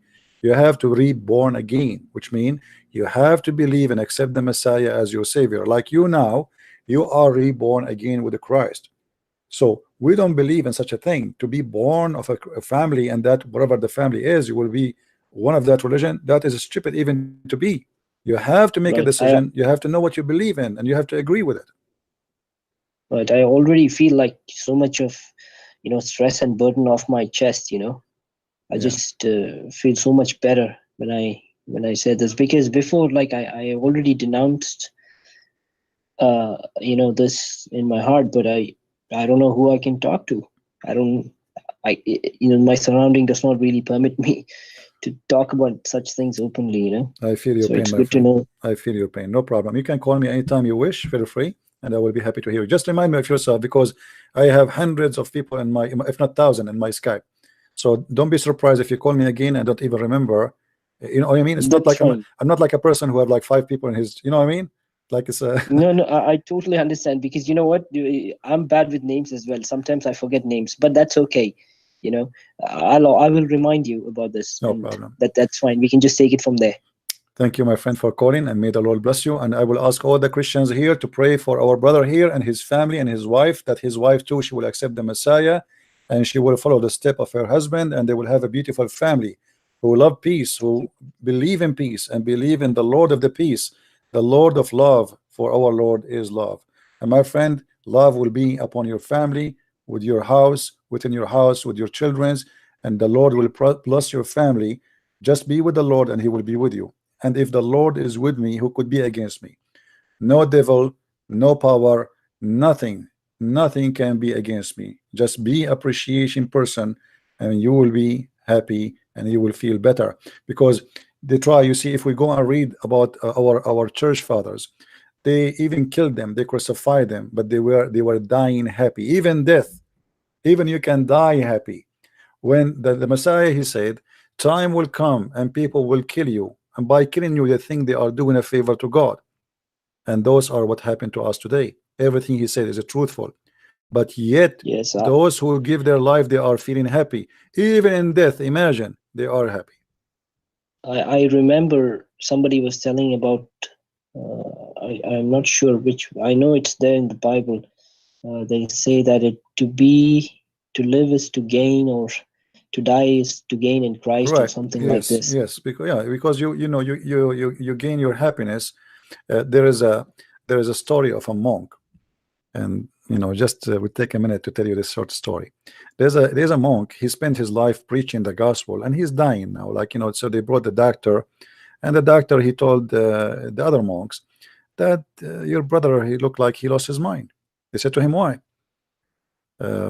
He said, I just told him that he have a few hours to live, and he's so happy, and he have a big smile in his face. He looked at me, he did not talk, he's so happy.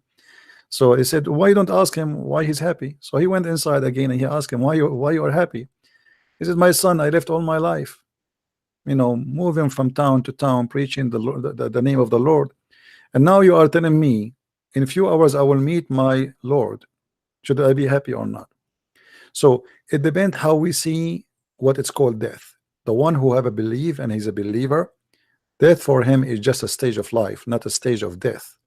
It is another life. For the one who don't Right. have a belief, death is death. That's it. Is gone. It is over.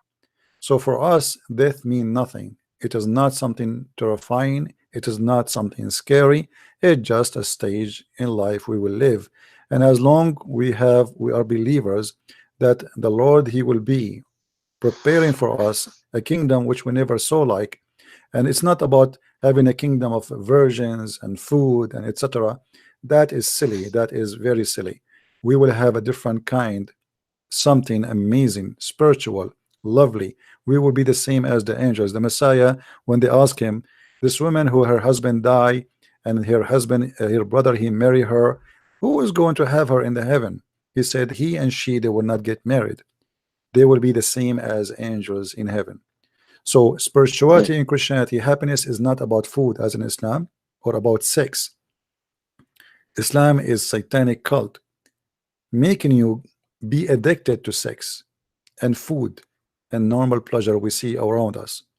In Christianity, actually, you know, speaking of that, you know, I know this guy who he's my friend. You know, he's married to like two women, and they both stay in the same house. And you know, so I just hinted to my wife, of course I love her, you know, there's no way that I want to look at another woman. And you know, we see a lot of movies which also tell us that, you know, it's always like a one woman one man kind of thing. So but these guys, they say that, you know, no, you can actually go and, you know, multiply and get more kids, and it's fine, because I know people who've done it. My uncle has like 3 wives, and you know, so my wife is like really scared. She's thinking that I might leave her, or maybe when she becomes fat after a couple of kids or something like that. yeah, tell her, well, you know, see, I became a Christian now, so that risk is not, is gone. So absolutely, yeah. So she should be happy for that. I have to tell her that, yes. I mean, that's how it should be. You know, I just never understood how it is. Like, it's sad that, you know, I've got a lot of friends who are actually females. I mean, we chat. We don't probably meet face to face, but we chat, and you know, their lives are so sad, and I feel a lot of pain for them, because some of them. You ever heard about this Muta? Oh yeah, don't ask Christian Prince if he heard. That will be not. I'm so sorry, sir. Yeah, yeah. So you know, that really happens. You know, oh yeah, it's like it's a contract marriage, and you have 3 days to return her, and you take in a virgin. Actually, the 3 days is not a must. You can have it even for 2 hours. It's not. This is like a statement about the date. The important is that you set up the date and the time predated, which means if you say 15 minutes, 15 minutes. If you say 2 hours, 2 hours. If you say 2 weeks, it's 2 weeks. That's it. You know. Yeah, you know, for me, I never understood that, and it was very difficult, because I remember one of the times, you know, I was asking my friend, just imagine if somebody takes your sister. I mean, I don't have sisters, yeah, so that's why I can't really think about it. So my friend, he does, but I asked him, told him, what if someone comes for your sister and, you know, just wants to have her for like 2 nights? I mean, what do you think about that? You know? Well, this is obviously it's prostitution. You know, it's prostitution, but undercover. It's actually legalized religious prostitution. That's what I would like to term it as. Yeah, it's a prostitution, but he made it legal. God allow it. Religion. Yeah, but in fact, it's prostitution. Well, as you see, Islam, you know, Islam is just a cult. And as the Messiah, he said, from their fruits you shall know them. And for me, I don't reject Muhammad because his name is Muhammad, even though the name is an insult to God because he called himself the praised one. But I reject him and reject his teaching, because from the fruits you shall know them. There's many people, they speak good, but they do bad. Muhammad never spoke good and never do good. He is evil in both ways. So he is 100% a devil man. I agree with you. All right. Anyways, CP, I'll let you go, and thank you so much for this conversation. Thank and you, please make sure that you still have those. You know, I like humor a lot, so I like your mono acting as, you know, a couple of different personalities, and it's fun, especially when you imitate Dr. Zakir Naik. It's funny. All right, my friend. Thank you very much. Sir. You enjoy your evening. Glad you enjoy what you are watching. Thank you very much. Take care. God bless you. Take care. Yeah. You know, I cannot change myself. I'm not being funny. This is how I am. I'm not being funny. This is how I am. Trust me. And actually, you know, the Lord make me more happy every day. Sometime I ask myself, like, you know, here we go. I make a phone call to Zakir Naik. And did I prepare the words? Honest to God, I never prepare anything to say. It's come by itself. How I don't know. Don't ask me. It sounds weird, right? Like, okay, I make a phone call and then the word, the answer, all of it, it's come right away in the spot, and all of you know, you laugh. But I believe that the Lord, he chose his men to deliver a message, and he empowered them.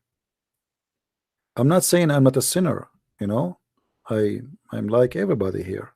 Maybe you guys are better than me, but I believe that the Lord, he chose me to do what I am doing, and I believe that I can do it because of him, not because of me. Otherwise, you know, if you go back, and I used to do the live chat for 12 hours, 13 hours, 16 hours. Once I opened my chat, this is in Paltalk, I opened Friday afternoon. I went to work Monday without closing the chat room. You believe it? From Friday afternoon to Saturday in the morning, non-stop. If you do what I do for 2 hours, you will lose your voice. But always I feel happy. I feel so excited, especially when I hear the voice of those who leave Islam and they accepted the Messiah. So this is a very happy mission. It comes with a lot of pain in the same time, but sometimes there's something called a beautiful pain. A pain will make you worth of existence. A pain will make you feel different. So pain for us as a Christians is not a curse. The Lord, he says that you're blessed because they curse you. It's a blessing for us. We receive death threat, we receive etc. We will kill you, we will find you. It doesn't even move a hair in my body. You curse me, you know, you pray for my death, you want to kill me, do your wish, and let your God grant you your wish if he can.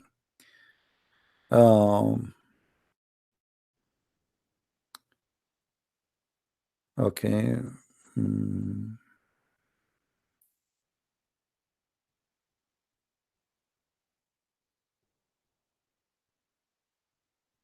Okay, say that he does not have anyone to talk about. Okay.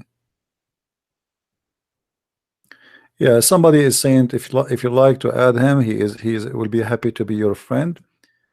Don't worry, my friend. He will find. There's many people. They will be happy to talk to him, and he will find his friends who are Christians. They can be a good friends for him. Don't worry about that. The Lord, he sent the good ones in our way.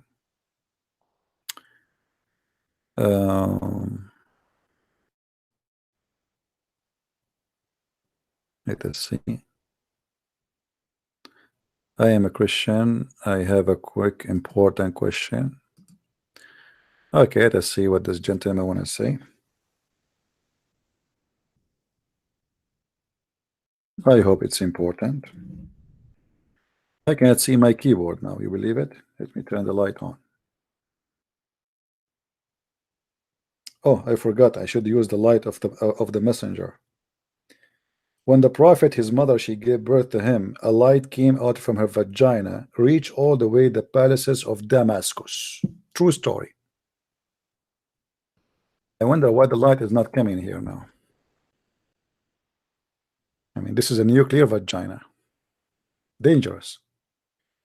I'm so happy actually I'm not married. Imagine your wife, she get married and your wife should take off her panty, and then what happened? You go blind. A light come from there. I like, what we should do? Should we wear welding mask in this case? It's very dangerous, my friend. You didn't know what you are going to find out in the bedroom. The prophet mother, a light come from her vagina when she gave birth to Muhammad, reach all the way the palaces of Damascus. That might be a true story. I mean, it must be. Historian, they wrote this story. Historian. Must be true. But me, myself, I will never go in the bedroom unless I am wearing a welding mask. What if she is a Middle Eastern like me and she is inheriting this from the mother of Muhammad? Very dangerous. I don't want to go blind. Like you go inside the bedroom to have you know, to have make love to your wife, and we're like, what happened? He lost his eyesight. Why? Sorry, I took off the panty. That's very dangerous. This is why we men, we suffer a lot. You see, women, yesterday I told you the story, the Islamic story about Balqis, how she killed the king by her shoe. I mean, do you see how we men, we suffer? A man, he lost his head because of a woman's shoe. The other man, he lost his eyesight because of a vagina. The light is coming there. It was so crazy. I mean, why in the world you want to get married? It's dangerous. I want to go safari, better than getting married.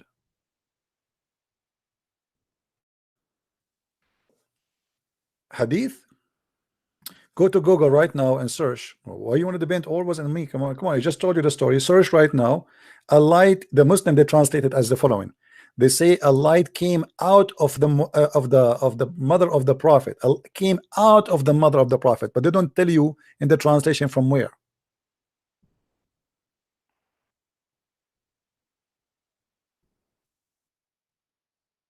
A light came out of her.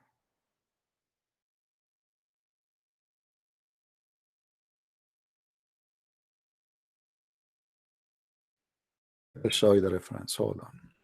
As long you ask for it.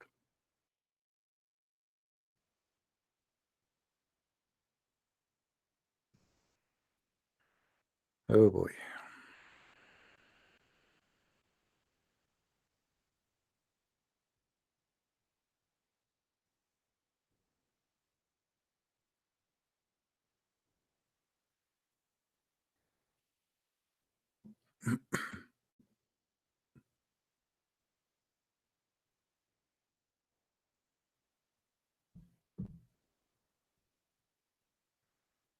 All right.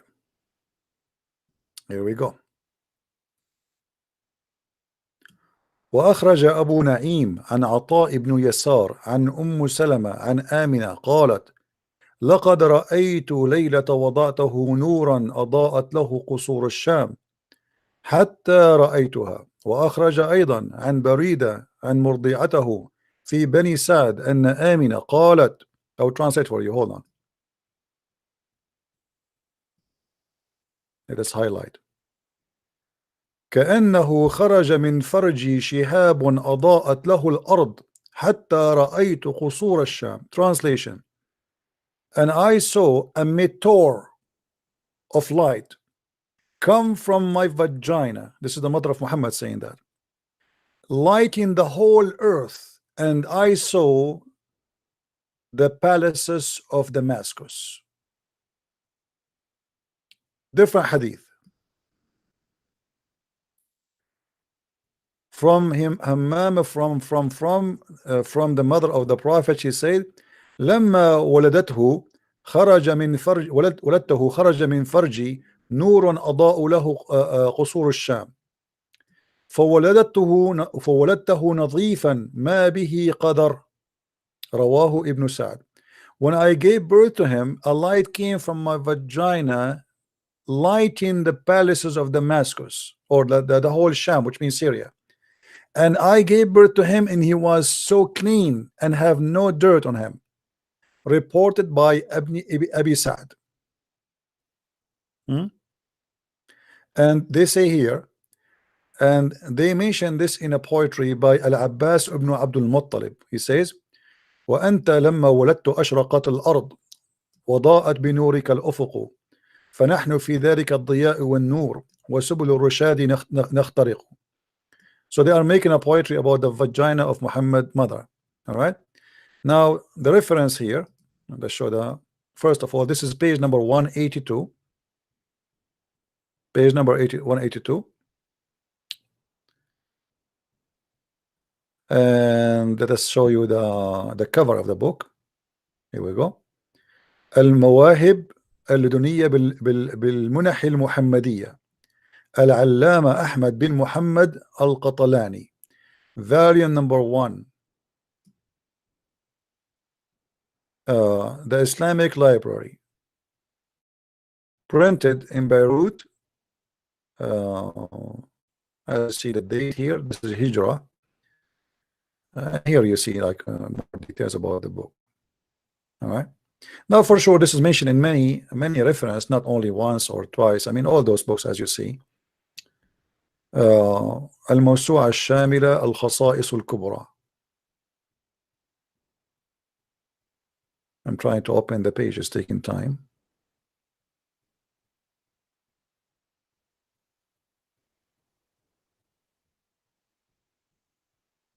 And obviously, this is a true story, brother. Anyway. And you know, like obviously there is some kind of vagina, they are special. You know, it would be fun if we can have the mother of Muhammad to generate electricity for us these days. He showed that women are not allowed to sit in a chair because of Satan. Can you show us why? No, not it's, you know, I don't know what somebody's asking me about Father Zakaria. He is a Coptic priest. He have a program exposing Islam too. He's a very good man. That he showed women are not allowed to sit in a chair because of shaitan. I don't think he said that. I never saw what you are talking about. But as I know, that a Muslim woman, she cannot sit on a chair for a very simple reason. The chair in Arabic is the word kursi.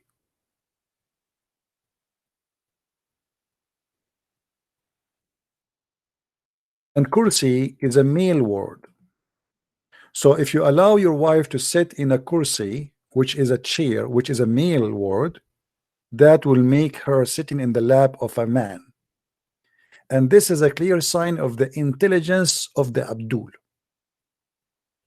So a Muslim woman, she cannot sit in a chair. All right. And that is very convincing. I mean, imagine your wife, she is sitting in a chair, man, and the chair is a male word. I mean, no way. I will not allow that.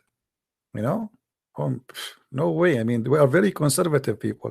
We allow our wife to give her boobs to a stranger, but she cannot sit in a chair because the word chair is a male in Arabic. Very conservative.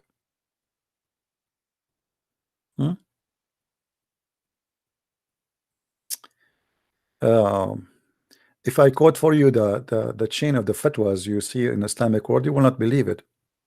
You see, the guy who was meeting today, the head of the Islamic religion, who is we showed you in the news in Dubai today, he is the one who made a fatwa that it is halal to get a blessing from the poo-poo of the Prophet. The same guy, he made a fatwa. Shaykh al-Azhar. Let me see if I can find it in English.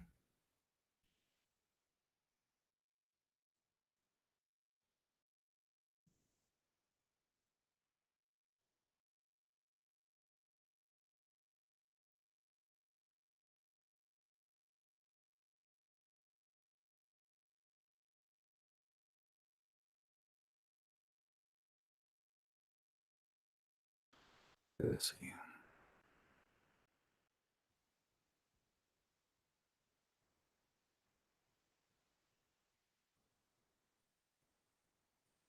I can find the fatwa in Arabic, but we need to find it in English.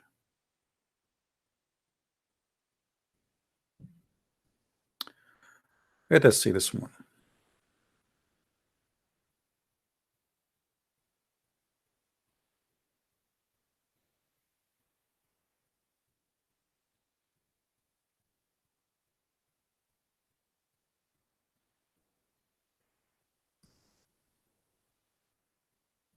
Okay, this is a website. It's called Ahl al-Quran.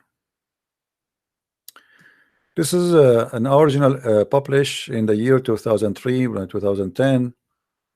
I get the following message from okay, and this is from a newspaper in Egypt. It's called Al-Yawm al-Sabi', which means the 7th day. It says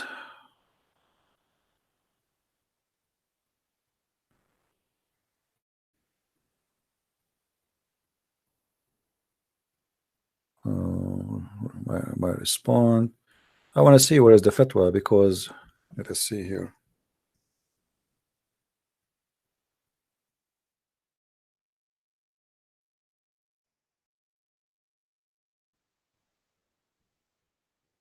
Here we go. So always we discover, etc. Okay, and then he says, such as a breastfeeding and the elder and the blessing of the prophet urine. So they are discussing this fatwa about the blessing of you can get from the prophet urine, and for sure the prophet urine is blessed, my friend. I mean, put yourself in the urine of the prophet if you are a Muslim. I mean, how blessed you will be to be from the prophet urine.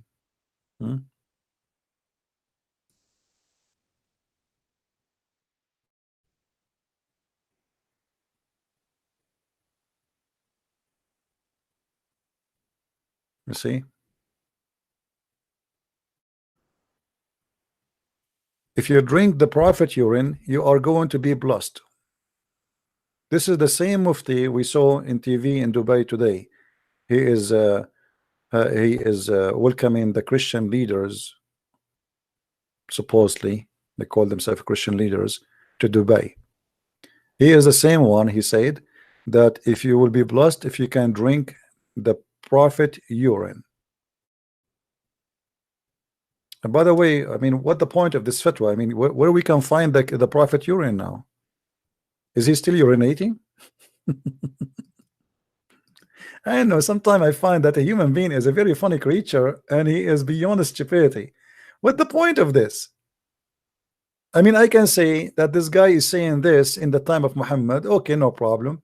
But Muhammad is dead, and do you have his urine? Anyway, garbage in, garbage out. What you expect?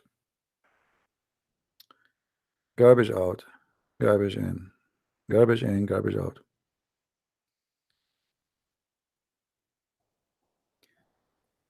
All right.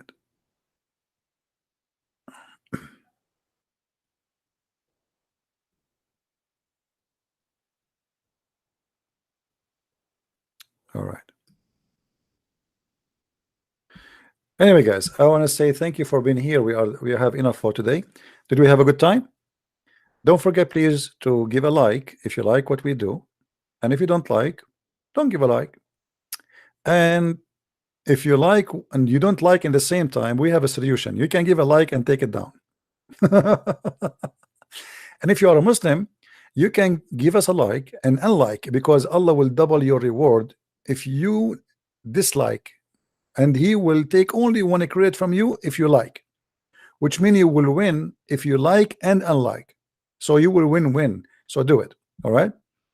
And if a Muslim he think that Islam is really a religion which or can be considered as a religion, I challenge the Muslims, all those who call me today, yesterday, before, and tomorrow, to download their call to me and post it or paste it in their YouTube if you are proud about it. If you are really proud, because Muslim they say, oh, we debated the Christian Prince. None of you can debate me, and I don't debate Muslims. I never debated one, because simply none of you Muslims have answers. Debate have to be done between someone who knows and someone who knows. You know nothing. Even your prophet cannot debate. Even your God, he cannot, for he does not exist. So I encourage everybody to download my videos, share them around, and I hope tomorrow I will be able to be on air. If I can, subscribe and you will be notified. And don't forget to subscribe to my other pages like minds.com and Facebook and Twitter, because I post always, even Instagram. I always post before I go live, so you will be notified depend on the program you use. And I will see you soon again. Well, Lord may bless you, and don't forget to pray to the brothers who call us. Today we have two who they became Christians, they accepted the Messiah and they left Islam. Pray for them, pray for their family, and pray for their support, and may the Lord bless you all. And I will see you soon again. Christ is Lord, Islam is false, and see you. Bye-bye.